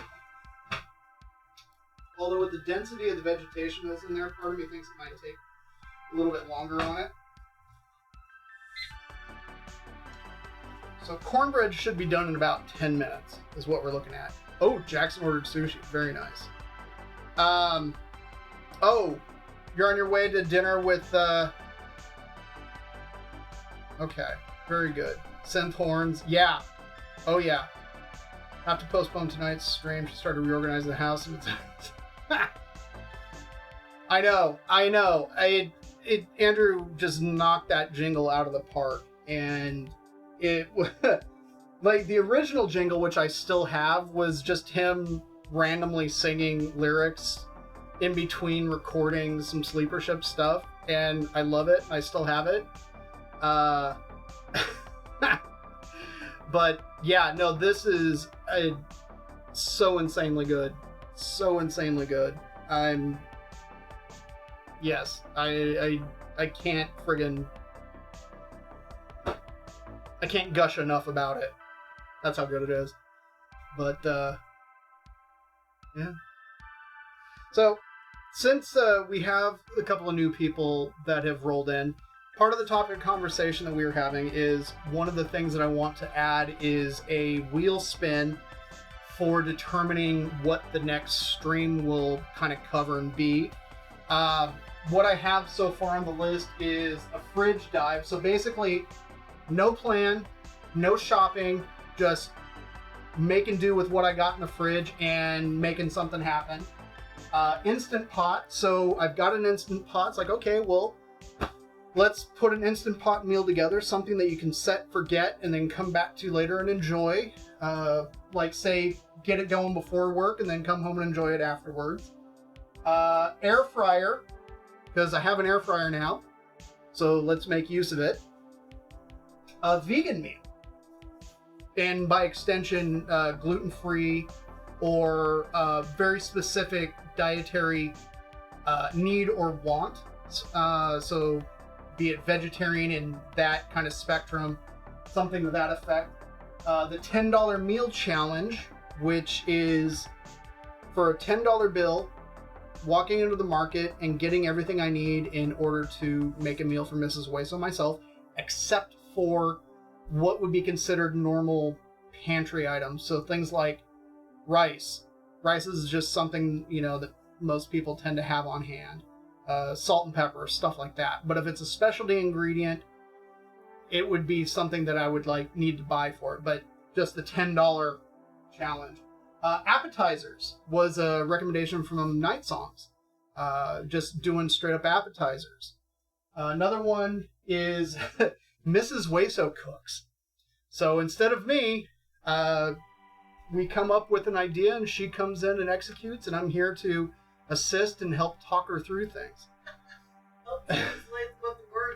Help translate what the words mean. So those are some of the ideas, and that's why I was opening it up to chat. It's like, okay, well, what sorts of things would you like to see me tackle? Like, what sort of challenges? Because I think it would be a lot of fun, and it'll be something that'll be interactive. So that was the question. Oh, you're hoping that the $10 meal challenge would be I give you $10 and then you eat what I made? No. But that's kind of where we're at with that so far, and it's it'll be a work in progress, and we'll add to it as the time comes. Oh, it's okay. I'll feed you anyways. I'm just not going to give you $10 to eat. Ooh. Oh, I just thought of another one that would be kind of fun.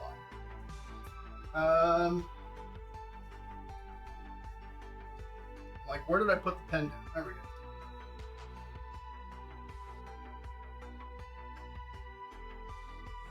Fire pit. So I now have 100-foot network cable, so I can run the laptop out back, and we've got a fire ring out there. Do the whole thing over the fire pit. So that. So I think that'll be a good time. I'll give it right back. It cooks a whole pig in the ground. Dude, Lumpy, I would absolutely build an emu and do a whole pig if I could. Well, I could. It becomes a question of finances. Only because you'd have to purchase the whole pig. Then I'd have to get a hold of a fair number of banana stumps, banana leaves, lava rock, and mesquite. There's a lot that goes into it. Our neighbor behind us. Yeah, start a donation goal. I'm sorry, what? I could be happy to go in on a pig with us. That's true. Our neighbor behind us would be happy to go in on a pig. Finances are just bananas, but I'm bummed. Yeah, exactly. No, you're right. Actually, absolutely, Rab. That would be something to do. Set up a donation goal. It's like once we hit this particular goal, we're roasting a pig. That might actually be something kind of cool for, say like a follower, milestone or something like that. Like say I hit 1,000 followers, we roast a pig, do it in the ground or something like that. Luau pork, yeah, exactly. Kahlua pork, when done correctly, is amazing, amazing stuff. There was a dude from Hawaii that I met years and years ago, and one of the things I asked him was like, well, how do I do this? Because I was really curious. And he had helped his family do this multiple times, and so he basically told me what to do, and I wrote it down and dictated it. And the book is around here somewhere where I wrote it down in. But from what I remember off the top of my head, so you got to dig the pit, obviously. Then you throw in lava rock, because that's going to help kind of retain the heat. He said lay down. It's a very specific kind of wood, which is related to mesquite, that is native to Hawaii, but it's really expensive. So most people just end up using mesquite because it's way more plentiful. Laying that down, but then, so you bring that, get it burning, get it down to coals. You throw on banana stumps because that ends up adding. Okay, well, take care, Happy Batty. We'll see you around. It steams everything. You open up your pig, lay it out, wrap it up in chicken wire to keep kind of everything together. Season it really with Hawaiian pink salt. That's kind of it. You know what? I thought it was koa, but I think it's a different one, because koa, it might be koa. I don't recall off the top of my head. All right, take care, Rab. Thanks for hanging out, man. Thanks for the bits, dude. Hey, I do what I can. I love you too, man. You take care and have a good night. And I will be in touch about the Instant Pot stuff. Yeah, koa is very expensive, but you get the pig in there. Then you lay banana leaves over it. Then you lay wet burlap over it. Then you cover it up with dirt. And then you go around and make sure none of the smoke gets out. And then you leave it in there for like overnight, 24 hours or something like that, before uncovering it and then pulling it out, shredding it. And at that point, you've got kind of that mesquite smoke, which tends to be really strong. It's interesting because mesquite as a wood burns really hot and fast, as opposed to kind of low and slow. But today I had spanakopita, spinach pie with onion leek and a little bit of dill, feta cheese, black pepper, wrapped in field. Okay. See, now you're just teasing me again, Miss Hatise. Because that sounds friggin' amazing, and spanakopita is very delish. That will be something that I would love to attempt making. I've never made it before. I just got to figure out where to get phyllo dough around here. But yeah, that'll be good stuff. Radio Tease has teased me quite a bit with all sorts of yummy and delicious food ideas, and I've had to start kind of compiling a list of things. It's like, okay, I need to make this, or we need to do this. So I appreciate it. So keep it coming, Maria. It's always a good time. But yeah, roast. Oh, I believe that's the cornbread. Big corn muffin? Yep, the big corn muffin.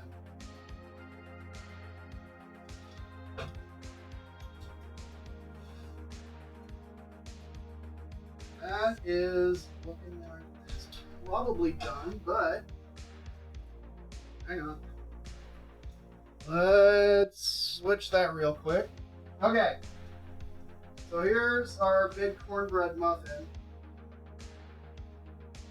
And just testing it with the cake tester here. And yeah, there's nothing on it, so that is done.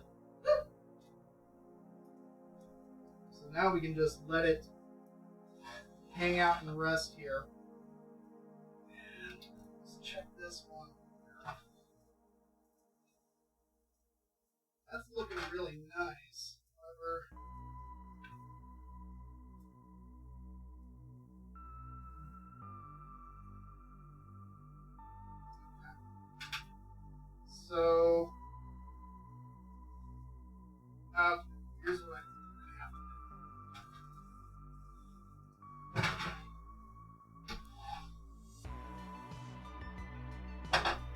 So it's looking real nice, yeah? I mean, the chicken's looking nice and brown. It's looking excellent. I mean, things are looking pretty good. However, like, potatoes are just not so much, which I was kind of afraid of. So I think what I'm going to need to do is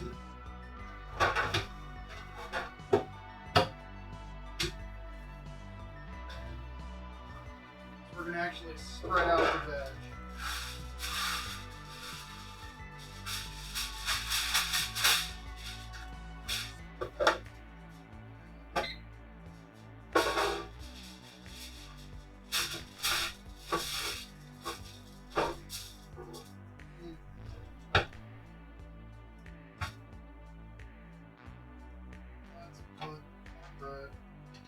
On a trivet over here.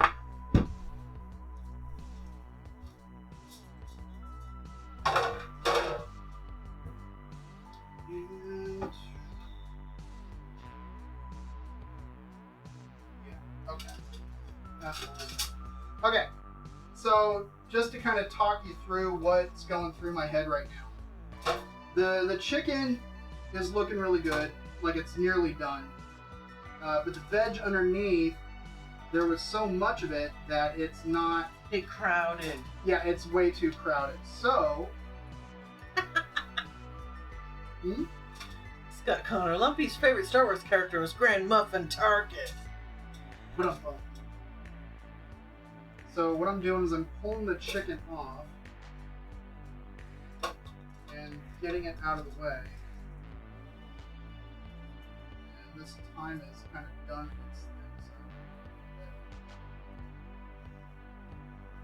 thing. Then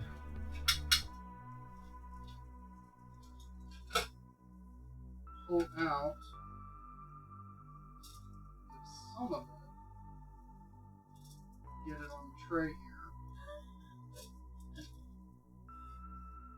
You gotta read the comments. You can't just laugh at it. But he blew up. Crumbs everywhere. Oh, Grand Muffin?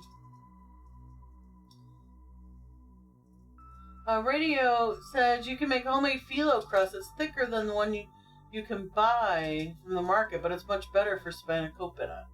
Oh, really? A thicker phyllo? Muffin left after the Death Star blew up.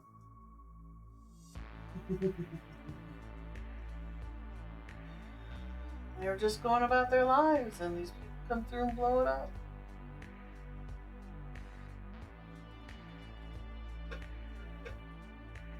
He couldn't find a place to rest the Death Star, so Luke gave him the ultimate Tarkin ticket.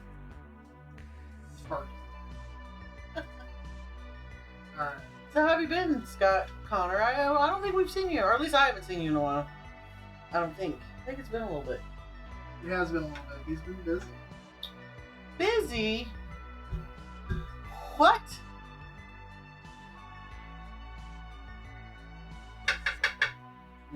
Sorry. Work's been beep for me too. I love it, don't get me wrong, but we're the audit. So I'm the head accountant, and the auditors are coming in 2 weeks. So, so hopefully I survive that.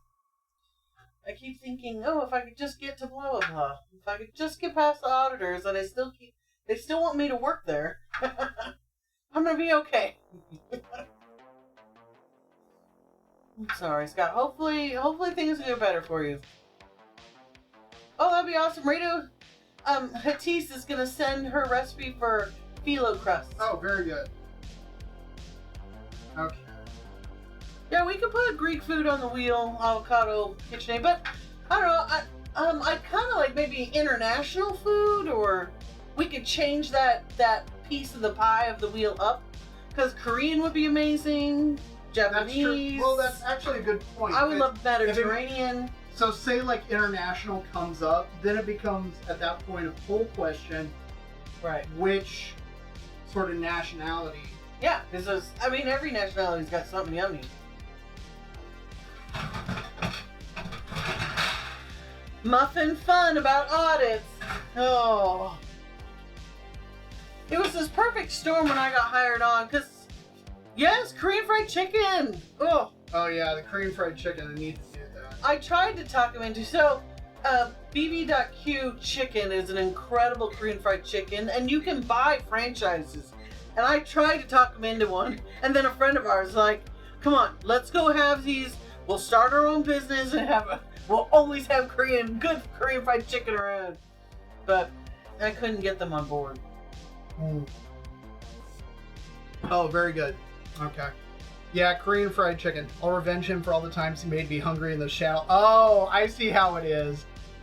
Okay. All right, bring it. Yeah, Korean fried chicken would be fantastic. I love that idea. So we've kind of cheated a couple of times, and DK's made the sauce and then gotten wings from the market, Winco. Yeah. And then he toasts them up to get them crispy again, and then toss them in the Korean sauce. But so we sort of cheated. It wasn't quite the same. Oh. See, it is 4 a.m.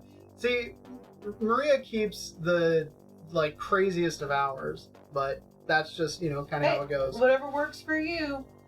That's why there's a disclaimer in front of the stream about bringing snacks or make sure you've eaten first. Yeah. There's a reason why there's a warning. This does look, and it's starting to smell pretty good. Yeah. And I think now that I have split it in between the two, it looked cool going in. Yeah, no, it looked great going in, but it was just gonna be longer than the 40 minutes or so. In fact, I'll probably end up pulling the chicken out and just kind of keeping it off to the side while the vegetation finishes. But just to kind of explain what I was doing, I put the chicken on one tray and I pulled out a bunch of the veg. I also pulled out some of the juices and everything else, so then that way... Oh, see, now she's eating tzatziki. Which, that should be a thing. We need to have her make tzatziki. I want to make tzatziki. You gotta teach me all the foods I want. Oh, dude, arroz con pollo is amazing. So if you kick off, then I can eat good still. We gotta set me up for... That's her reasoning for a lot of things. It's like, you need to teach me how to do this, so when you kick off and I'm still around, then I can make it. Statistically, women live longer. That is true. Just saying. That is very true. I don't want you to kick off. I'm not going to kick you off. I know. I want you around, but I don't want to be lost and confused. I don't know how to make this. You should have listened. Yeah. I love to learn how to make tzatziki and then falafel. Okay. Yeah, we can do falafel. That'd be yummy. And, thank you, Scott, like a good naan bread. Radio, Hatice, do you have a good naan bread recipe? I feel like that can't be that hard to make. Yes. No one's allowed to die this week. Or this month. Let's just... Well, this month is almost over. I know. Hey, it's a start. We've had enough death. Yeah, there's been way too much. Way too much.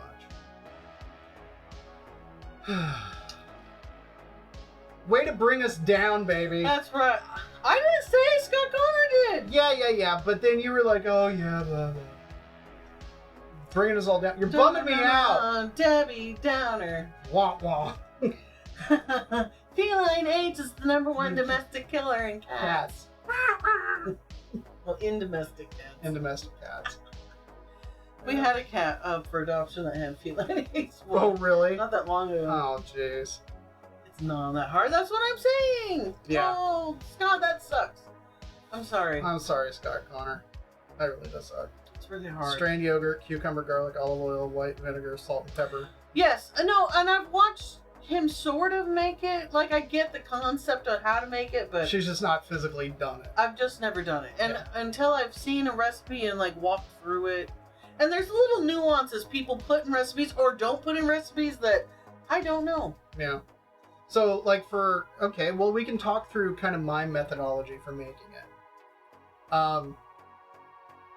Straining the yogurt is literally, you get your container of yogurt from the market, and then, you know how I have what kind of yogurt? Greek yogurt. Can we use the honey yogurt or a different one? No, plain, you just want plain. Just plain Jane Blanc. I love naan bread too. It's one of the best breads out there. Yes, that'll be something that we'll have to work on. And from that Russian deli I went to, remember that farmer's bread? I'd love to learn how to make something like that. That would be good. Like a rustic bread. Woo! Yeah. But I do have the bread maker. Yeah. But it's all right. You take the yogurt, you set it in the strainer, and preferably leave it like overnight. So say like you're gonna want tzatziki the next day, do it before you go to bed. Just leave it in there and let it drain the excess liquid out, so it's really nice and thick. Amen, Scott. Then by the ones that, well, see, for you, getting a strained yogurt is gonna be really easy because you're in Greece. Yeah. Here it's a little bit different. We get Greek style yogurt here. We don't get the stuff straight out of Greece. So for us, we need to strain it. Yeah, I know you strain it and then you mix stuff in. Yes, but then, so like the cucumbers you grate, but then you're going to want to salt them just a little bit to leach out that excess liquid, and then also squeeze it out. Okay. And then you mix it all together. Otherwise your tzatziki be watery. Yeah, you don't want it watery. It should have a really nice, thick consistency. I love tzatziki. Tzatziki and falafel, or tzatziki and good roasted lamb with naan bread. It is very good. We can get Greece, not Greece. It's true. We can get straight up Greece, but not. Because we American. We American. We We sell American. We fat Americans. Because that's how it rolls here. Yeah. But Forms. yeah. So naan bread, definitely. I can't imagine it's hard. Radio Hatis, do you have a naan bread recipe, or like I feel like it'd be kind of easy. Well, it's not. It wouldn't be. So naan is Indian, but there's flatbreads made True. kind of throughout, like India, the Middle East, up through He like did Greece say and stuff that. like that. He did say that, Radio. Yes, Hatis. you do have to squeeze the grated cucumber. I said you really, for the best, you need to salt the cucumber a little bit in order to get it to draw out that additional moisture, and then squeeze it. At least in my experience, that's what works for me. So, His tzatziki is pretty amazing. but yeah, Unfortunately, it doesn't keep long. Like, you gotta eat it fast. well, we also you just gotta eat it. I would Good. love a good place. Well, there's a good I Heart Euro is a restaurant. It's a Middle Eastern place. Yeah. And Petra House, that's also another restaurant. Okay. Anyways, There's a word there. We're just gonna call it. It's. Anyways, so Greek falafel, yeah, totally. Send that along too. But yeah, no, there's a place that we like that's around here that, it's a bit of a drive. but they have It's falafel a that's not drive. bad. But theirs is definitely kind of the pressed puck variety as opposed to the kind of the egg-shaped kind that get made. I miss in California, Alta Bayat, you could get a whole bag of naan bread for like 25 cents. Yeah, It was amazing. I missed chicken that. kefta. Okay, yeah, yeah. There was a Middle Eastern market in Anaheim called Alta Yabat. It played Mediterranean Star Wars music. Yeah. Oh my gosh. Instrumental Mediterranean Star Wars music. Yeah. No joke. Star Wars music would play over the system there. There was a string version of Duel of the Fates that was playing one day that I was in there, and I'm like, is this what I think it is? Yeah. And I went and I asked the owner about it, and he smiled because I recognized it, but then he said that he remembers Star Wars when he was a kid in, I forget what country he was from. They said he remembered Star Wars as a kid and he'd always loved it. And so that's why there was multiple Star Wars tunes in the playlist that played there at the market.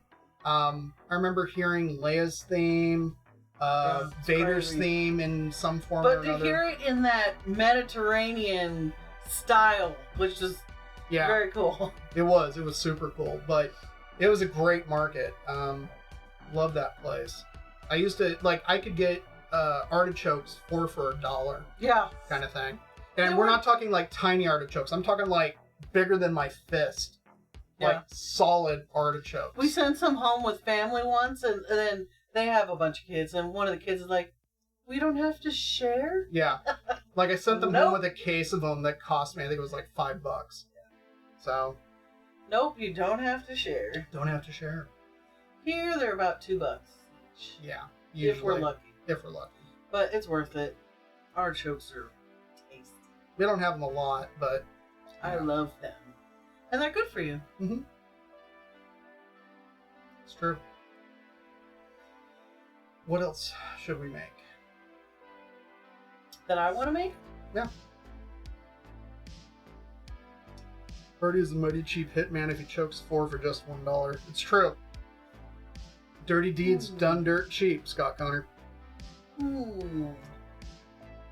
don't know. You were saying like chicken and dumplings was like a Yes, thing. chicken and dumplings, which is essentially a chicken dish with biscuits. Yeah. I mean, it's kind of like chicken pot with biscuits. Right. Really. Unless you want to do something like, what's it called? Chicken and matzo ball soup. With That could be matzo different. balls. Those are That good. could be different. Or like latkes. Those potatoes. Oh, yeah, the potato pancakes. Yeah. Yeah, that could be good. I don't know, I have to think hard. Yeah. There's all sorts of things. What album is that? Dirty deeds done dirt cheap. You know, Greek cuisine is a mix of Mediterranean cuisine. So we have Greek style falafel, we have Yanni Arabic stew with meat and potatoes. Beef Wellington. Wellington. There was... So what exactly is beef Wellington? So beef Wellington is, at least... Okay. Traditionally speaking, it is a beef tenderloin that is seared and smeared. Okay, have a good one, Lumpy Pickle. Say hi to Lumpy Joe for us. Yes. It's a beef tenderloin that is seared, smeared in mustard sauce and a couple of other things. Then it's wrapped in dough and baked. Okay, and Interesting. it's British. It's got to be British. It is a British thing. The trick is making sure that you don't overcook the tenderloin And undercook the yeah, dough. exactly. I can see that. Yeah, it tends to be it is a difficult thing to make well. It takes a lot of practice in order to do it. This one's going to the doctor tomorrow. Hi, little girl. She doesn't know it yet, but she's going to the doctor tomorrow. It's time to have her fixed, and so they gotta do a. They got to make sure she's healthy and she's stuff healthy like that. enough. But that's a good girl. But I don't know what else I'd love to. yeah, most of the time when Wellington will be made with just what's called the Chateaubriand, which is a kind of a center cut portion of the tenderloin. It's not because the tenderloin is shaped a bit like a baseball bat, and there's 2 muscles that's part of it, and it starts kind of big but then trails off to a thin tail. And the Chateaubriand doesn't include the very top portion, but it's a very specific center cut. That's a lot of times what ends up being used for beef Wellington, because you have you got all those different thicknesses and everything, and so most of the time, like, the tail end doesn't get included in it. But and that I is don't your know beef what Wellington. else. I know how to sous vide. Like, I get that concept. Yeah. I can do that. I'm gonna think. What else do I want to learn? Oh, that Brazilian rice that you can't find. Oh, Okay, so I've said this before. When it comes to Olympic ceremonies, opening night, we always cook food for whatever country they're in. So it's hosting. yeah, so it was China last time, so we got Chinese food. It was easier than making, of course. So, and then we have Chinese food. So we're in Brazil, and DK made a rice. It was exactly what growing up, my best friend, her mom would make, and they called it sopa, which isn't what. It was really interesting because isn't sopa in in Hispanic world. Isn't that like a sandwich or a soup? But this was a rice with tomato sauce in it. It was incredible. Incredible. And I loved it. And I miss having it. I haven't had it in years. And then he made this rice dish. I'm like, this is it. This is what I'm talking about. This is tasting my childhood. And of course, the recipe disappeared and he's never made it again. So that I want. Well, it would be... DK is pretty good at making chocolate chip cookies. It would be really helpful if you can describe to me again, because I There's can't... rice with tomato sauce of some kind. Oh, there was... Okay. There are tomatoes in it. Oh. This is the conversation since Brazil. How many Olympics ago? That was what? That was before we moved up here. So it's been 7, 8 years, 10 years. Something like that. Like, oh, I miss that. I'd love to have that again. Oh, Because you've okay. To be fair, and in my defense, you have mentioned the Brazil rice a number of times. it was the Brazil rice you made for the Olympic Okay. ceremonies, and I told you Yes. how important that recipe was. Yes. and it didn't get saved. If I can finish my I'm sentence. done. The one piece of information that was missing is I didn't realize that it had tomato in it, because the Brazil rice that I thought I had made was a white rice with like lime and cilantro in it. I didn't realize that there was tomato. Because I don't remember it. I mean, it was like 8 years ago. Except I told you. Okay. Now, see, that's I did. Thank you, Scott. kind of I have. it's kind of an important detail. I literally said I want this recipe. It's very important you save it. Yes, I am aware that you've said that you want that recipe, but I don't remember the recipe. I don't want this to come out wrong, but when he's focused on something, he doesn't always hear me. So, I've learned to make sure I have his full attention. I've learned how to get his full attention. And I know, like, okay, I need to leave him alone right now. I've learned that too. Because sometimes he wants to be left alone. Or he's working on something. Like, I get that. But I did make it. That was very important. Hey, you're back! What are you doing? I don't know if you can see the dog. Can you see the dog? Oh. You can see her tail. Back up a little bit more. There she is. Ready? Sit down. Oh. She didn't quite catch that one.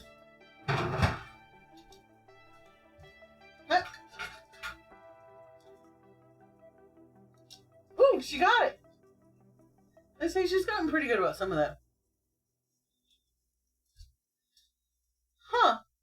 Burrito says I love mixing cousins together. For example, burrito and tzatziki. Okay. That could be good.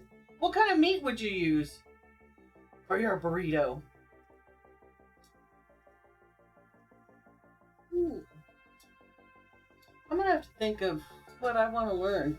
To be honest, I love the sauce foods like Alfredo sauce, and I can do okay with spaghetti. I think she meant cuisines. Oh. Hey, Spain's not that far from Greece. Yeah, but Spain doesn't do burritos. True. True. So, Oh yeah. just as an FYI, I pulled the chicken off of the tray because the chicken's good to go. The veg needs to go for a little bit longer, so I cranked the oven temp, spread them out even more so then that way they would Yay. so. What are some things you guys want to learn how to cook? Inbred, but Spain, yes, Spain does have tortillas, but at least I get it now. the tortillas that the tortillas in Spain, it's not like a tortilla for a taco. It's a kind of like a potato egg, kind of an omelet almost. It for them that's what's called tortilla. fix paella? Tried to fix paella. Oh, paella. What? Why is it Paella. broken? Is paella broken? That's what we had at Casey and Annika's wedding. That's correct. It was excellent. I would love to learn how to make that too. Yeah. That was an all-day thing. Like, her dad showed up at the location and cooked for hours. Yeah. In Well, these giant pots. to be fair, it was a wedding for, what was there, like 200 people? I don't think was it that big. I don't Yeah, think it was that pretty. big. It was Maybe pretty 100. sizable. It was big, but I can't imagine it was too. Yeah, it was like 150 or something like that. And so they made like 5 to 10 gallons of chicken stock or something like that, and they Yeah. had a gargantuan paella pan I wonder, do you think that her dad made. Do you think he'd share his recipe? Maybe, but I mean, paella as a concept isn't terribly difficult. So, I mean, and there's all sorts of different kinds because you can get, ones that have mixed meats, you have ones that have a lot of seafood. There's all sorts of things. So, paella is good. We can do paella. What else? Hi, Jane. Bring it on. Lurkers, what do you want to learn? Jay. Jane's here. Jay is not going to the vet. Good. Because he's already been fixed. He came fixed. We got her with the knowledge that we'd get her fixed. So, Good dogs. Hi, little puppy. spicy hot chocolate. You know, a lady at work, she takes some, like my Roy Boys tea, and she makes a tea out of it. Roy Boys, it's a South African herbal tea. She does it with black tea too, and she makes a cup of hot black tea, and then she pours in Swiss milk hot cocoa powder to give it like Swiss Miss. Swiss Miss, to give it this chocolatey flavor. It's pretty tasty. It's like, I would never have thought of putting those two together. Not that I'd buy Swiss Miss. Yeah. I'd rather buy expensive stuff. What was it? Starbucks or Starbucks the is Ghirardelli. good, and then Ghirardelli makes The it Ghirardelli's fantastic. good. But Good boy. spicy hot chocolate. How about in the fall, we'll have to make some fun hot chocolate. Pumpkin spice all the things. I don't think we've ever had pumpkin spice anything. That's how you torture me, is pumpkin spice all the things. How you know when the seasons change, when the vests and Uggs come out, and everything is pumpkin spiced. Pumpkin spice. Lots of regret and shame. Dun, dun, dun. Oh yeah, the Ghirardelli. Yeah, it's the Ghirardelli stuff. And you got it at Walmart, I thought. No, No? I bought it at. The I think it was U.S. Foods is where I bought Ghirardelli's hot chocolate is some of the best. it. It is quite good. Butternut squash ravioli. That would be Okay. something I'd love to learn. Okay. That would be awesome. And we have ravioli plates thingies.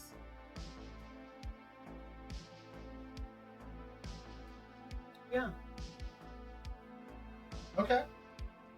Yeah, butternut squash ravioli.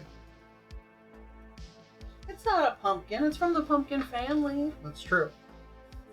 Food. What's I don't know. I think she mistyped. fun? Fun. Yes, fun. Yeah, because we've got the pasta roller attachment to the KitchenAid. Well, we have those ravioli trees. Yes. Yes, Got we do. sometime. What is something you want to learn how to make? I don't know. Funny, I was thinking about the ravioli plates. I was like, yeah, that's what she was talking about. Something that I want to learn how to make? I don't know. I use crepes to make a Greek-style burrito with beef, parmesan, and bechamel. Ooh. Crusting them in egg and breadcrumbs, schnitzel style, served with tzatziki. Okay, so hang on. Do you, after dipping them in the egg and breadcrumbs, do you fry it and then eat it? Because it's sort of like a hybrid chimichanga almost. Chimichanga, for those that don't know, is a burrito that has been deep fried. Crepes? Okay, so yes. You've never made crepes. I have not made crepes. Say you love crepes. No, I will never say that. They're like little babies. I know they're delicious, but I don't want to say it on principle. Yes. Talladega Nights, the Ballad of Ricky Bobby. Like Jane, Ricky Bobby. Jane's just like hanging out in front of the oven. He's just like, it's almost my feeding time. Oh, someone asked me to feed them on stream. I'm happy to do that. That was Happy Patty. She had to peace out. And she's not. Terrific. We don't. I don't know if we can get both dogs on stream. Oh, I guess if we put one at one end and the one other Yeah. over here. We try not to feed them close to each other, just so then that way there's no problems or anything. I mean, they're very polite with one another, and they'll step back if the other one comes around. But we keep it that way. It's just you really shouldn't feed two dogs right next to each other. Yeah. We do what we can in order to avoid any potential issues. Yeah. But they're both. She always finishes first, and they're both Almost. She'll wait until he's done, and vice versa, and then they'll go lick each other's bowls. Yeah. I think got another 2.5 minutes. 2.5 minutes. It's almost done. Right? That's Pretty close. Excuse me, Jane. Excuse me, buddy. Anything else you guys want to see or learn how to make?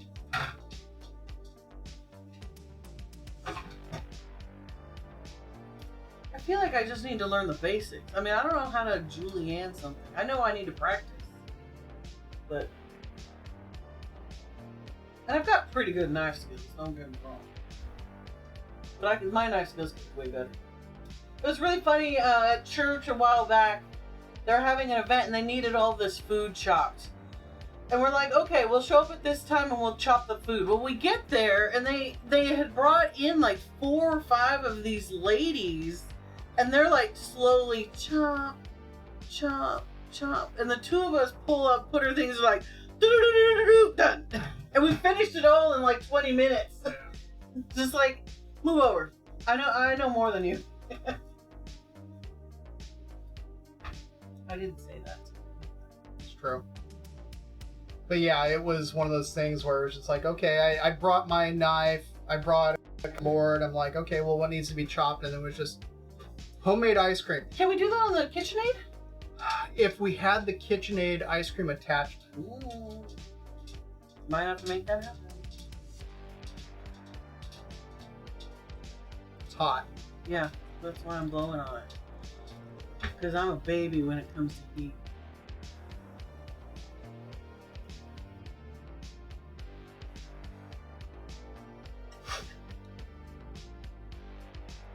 It's not quite there. Mm-mm.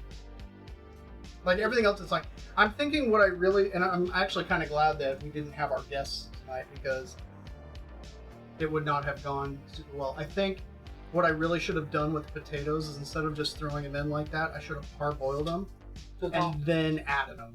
Good call. I agree. I'm not infallible.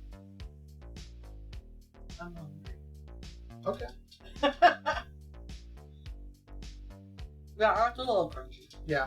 So I'm kind of thinking, if nothing else, we'll pull out what's, what we can eat and eat, because I know I'm starving too. And we can have our cornbread too, and then just let the potatoes go for longer. I think that's the plan. You are not infallible. He's pretty dang good though. And hey, not everything works great. And, this is not something I've ever made before. So Scott, he a giant breakfast meal. So this one here doesn't really eat breakfast, and it's quite unfortunate. So I am very good at making breakfast. So I'm happy to lay out a big breakfast. Very happy. Yeah, I love pancakes, but I don't get to eat them that often because, you know, making it. I mean, a pancake batter, how long would it last in the fridge?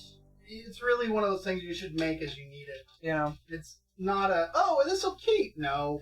Yeah, but I can do hash browns very good. I can do pancakes. I'm trying to find a good a good waffle recipe. I can make waffles, but I haven't found the best recipe yet. Eggs of all kinds. Oh, an omelet. I was reading, I should learn how to make an omelet. That I've not done. I can do, oh, I've never done that. Huevos rancheros. Oh, okay. Okay. I can't say that I've made rancheros. Yeah. Challenge accepted. I know there's eggs Thus the lemon. in it. Yeah. Well, I think isn't it like refried beans? I don't know. I don't normally order it.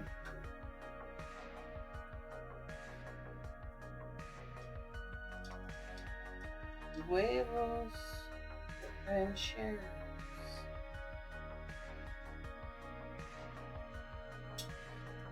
Ooh, sancocho. I want to learn how to make sancocho. Okay. We can teach you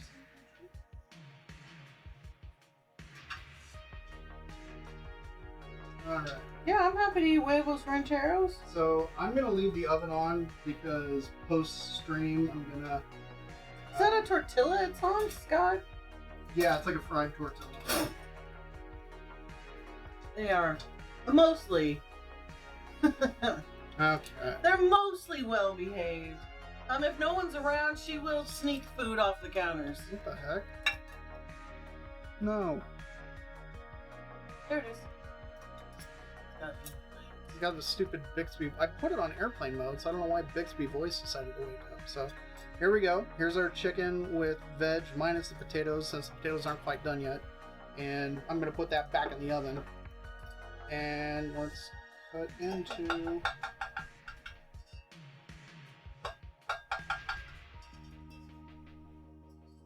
Dishes are clean? Yes. Yes, they are. I can smell it. I can smell it. There's our cornbread. Oh. Spring rolls. I want to learn how to make spring rolls, but I think Okay. I already told you that. Yes, we talked about that. Including the P.S. House. Oh, what about like Pad CU or something like that? Okay. That'd be awesome. Dog out in this fridge. It's in there thawing. Mmm. Cornbread is fantastic. That's some good stuff. Ultimate recipe of my mom. Spring roll shape. Totally different. Gouda cheese and bacon rolled into phyllo. Deep fry them.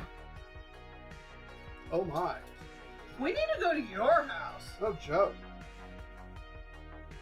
Party at Radio Hatisa's place with her mom. Woo!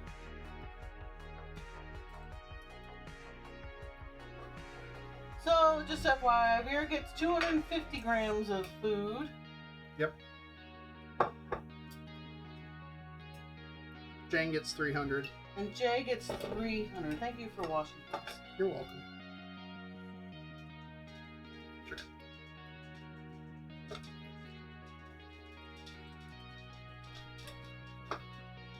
Food's still a little frozen.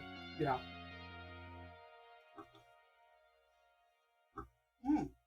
That was perfectly cooked. It's moist. It is. It is also pretty bland.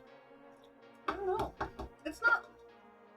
I see why you think it's on the bland side. It's not super bland. There's flavor. Not much. It's not that bland. Well, Yep, and here's a powder. Jay has a pancreatic enzyme deficiency, and he can't digest his food without this powder. Which is, guess what? Enzymes for digestion. I'm gonna go dip this. Just make everything, yeah. I like how you're thinking. Okay, so I'm dipping this in pan sauce.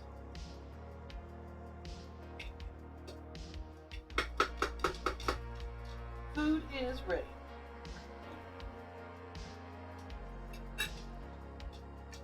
Chicken is definitely better with the sauce on it.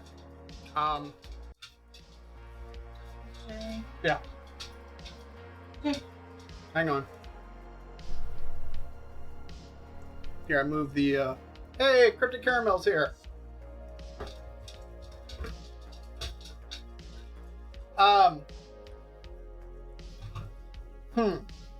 Yeah. Hey, you should be able to see the dogs on stream as soon as I get out of the way. Yeah. I also moved the camera. Oh, Jay's sort of on You stream. can see his butt.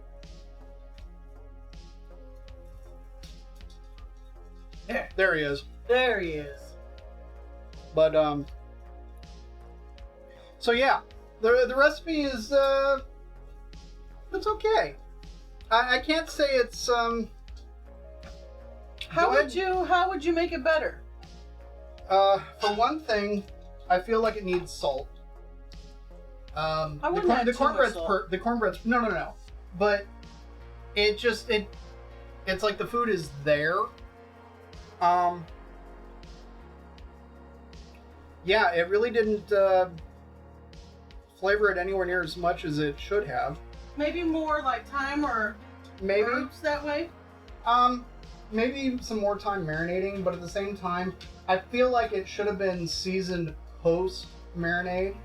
Because, I mean, for all of that, there wasn't a ton of salt or even the soy sauce. I mean, the chicken looks good, but I just feel like it needed... Although, actually, you know what might have been better? Is if I did that brine with the soy sauce. Because then it would have actually been properly seasoned, and then you could make the sauce with the sugar and the vinegar and everything else and kind of glaze it after the fact. But it's okay. I like it. But I like my chicken. That's mine. I mean, it's cooked well. That's not the issue. In terms of the flavor, it's like, it's all right. I mean, I'll eat it.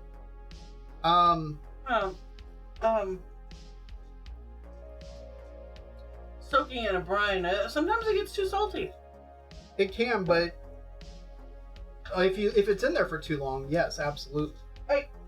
But if it's only in there for a couple of hours, it should be just fine. So. Go off with the dogs. Oh, no. Sorry. Anyways, Puppy's like, is there more? She's adorable. She is super. But, so yeah, that's where we're at. So. Any question? I don't see a cornbread recipe. Is it further up? Yes, it is actually further up in the Discord, Cryptic Caramel. What I need to do, though, is post the latest version of it, because it is, even though it's the same ingredients as the recipe that's up there, the method is very different.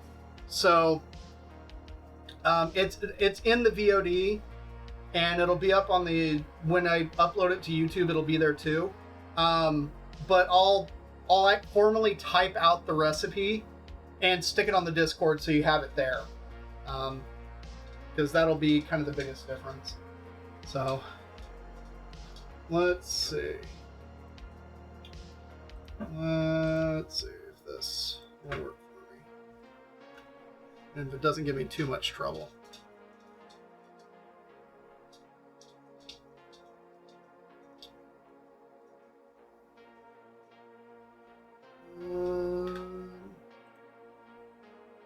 Let's see. Looking to see who is on. Well, Colleen's on. We just rated her on Tuesday.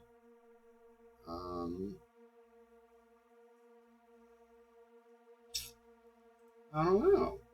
Hey, Wolfie Metal Beast. Welcome. My mom's favorite recipe: deep-fried meatballs wrapped in deep-fried slices of eggplant, then wrapped in bacon, Then you put them in the baking pan and tomato sauce to cover them and bake them. At the end of the baking, you can add some cheese on top.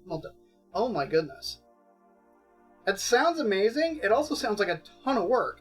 I would, however, like to see the recipe for that, Radio Hatis. Yeah. But, so, just out of curiosity, who should we go raid? It's raining. Is it raining? It's raining water. I am looking for recommendations from chat on who we should go raid. If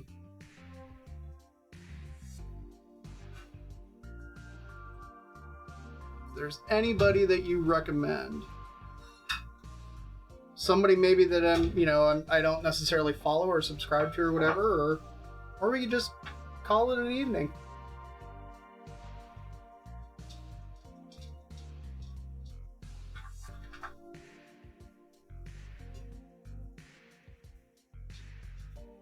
I don't know where she found the recipe. I'll check it if there's a super recipe. Okay. Yeah, let me know. Yeah, just let me know what the deal is with that recipe, and then we'll kind of take it there. But Psycho Stick, I found Michelle Heafy through a raid recently. She makes cool music. Okay, well let's open up. Yay, adventure raid!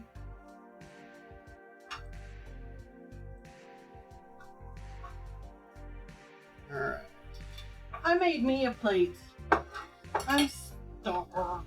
Okay. Well, okay. That being the case, since this is kind of a pain for me to get raids and stuff going, Hard to get to. So I'm gonna let Mrs. Hueso entertain you guys for a moment. I'm gonna run back to my computer, have a look, and then set up the raid, and we'll get it going from there.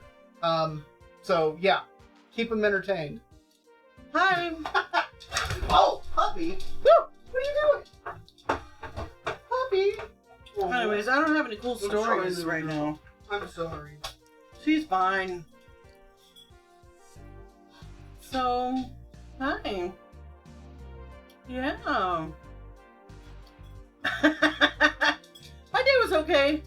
As I was telling everyone, I'm the lead accountant for the local shelter, and we're getting ready for an audit in a couple weeks, and that sucks. It's been, whew, it'll be done soon. Yeah. So, yeah, nothing too exciting. I didn't plan on getting into the world of accounting. It just kind of happened. And I'm okay at it. Animal shelter. It's an animal shelter. We, because we work with the county, we'll take in any animal. We're required to take in all animals. But we only keep on the premises and adopt out rabbits, dogs, and cats.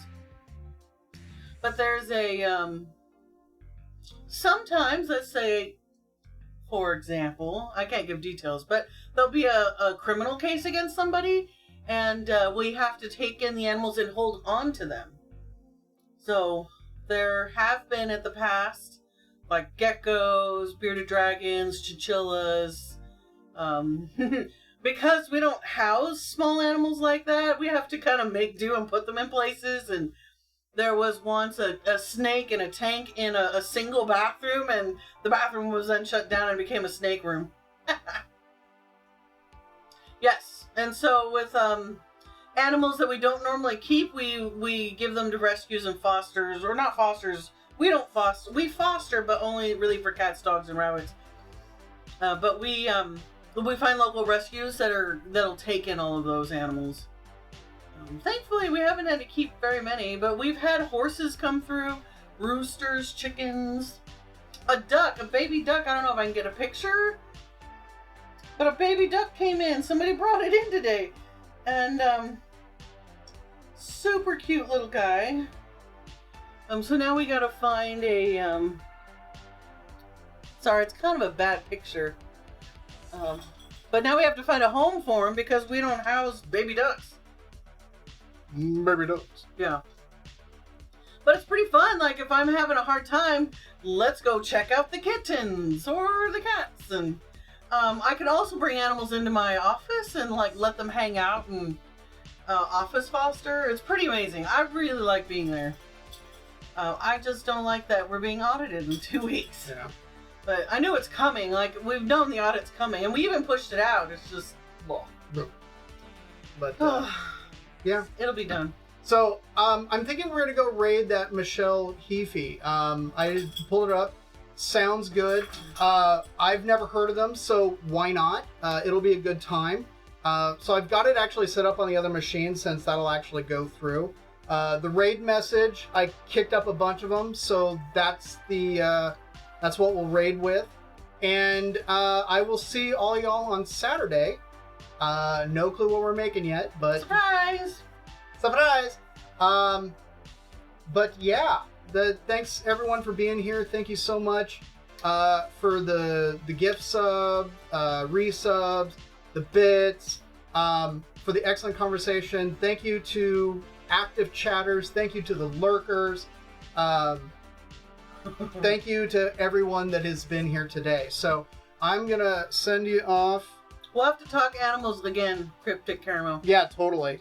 And I'll make sure to get that cornbread recipe up on the Discord.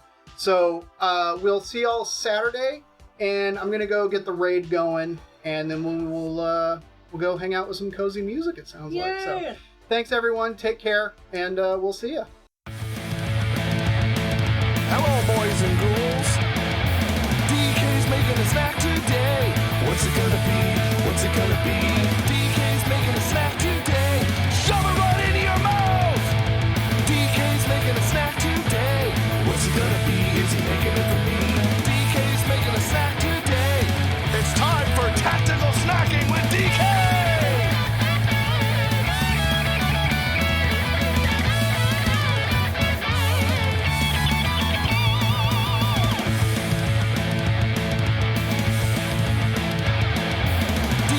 Making a snack today. What's it gonna be? What's it gonna be? DK's making a snack today. Shove it right into your mouth. DK's making a snack today. What's it gonna be? Is he making it for me? DK's making a snack today. It's time for tactical snacking with DK.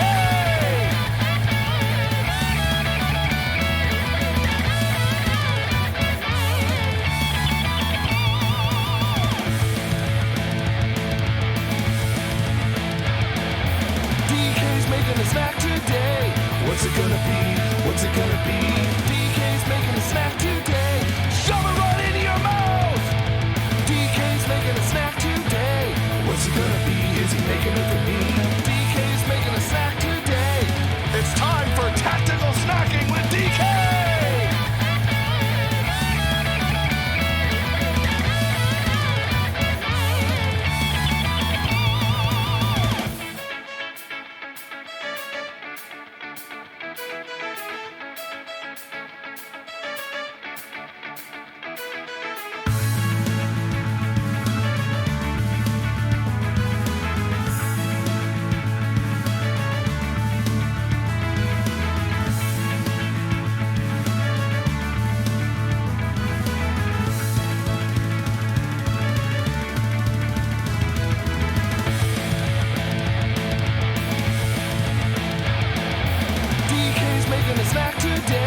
What's it gonna be? What's it gonna be? DK's making a snack today. Shove it right into your mouth. DK's making a snack today. What's it gonna be? Is he making it for me? DK's making a snack today. It's time for tactical snacking with DK.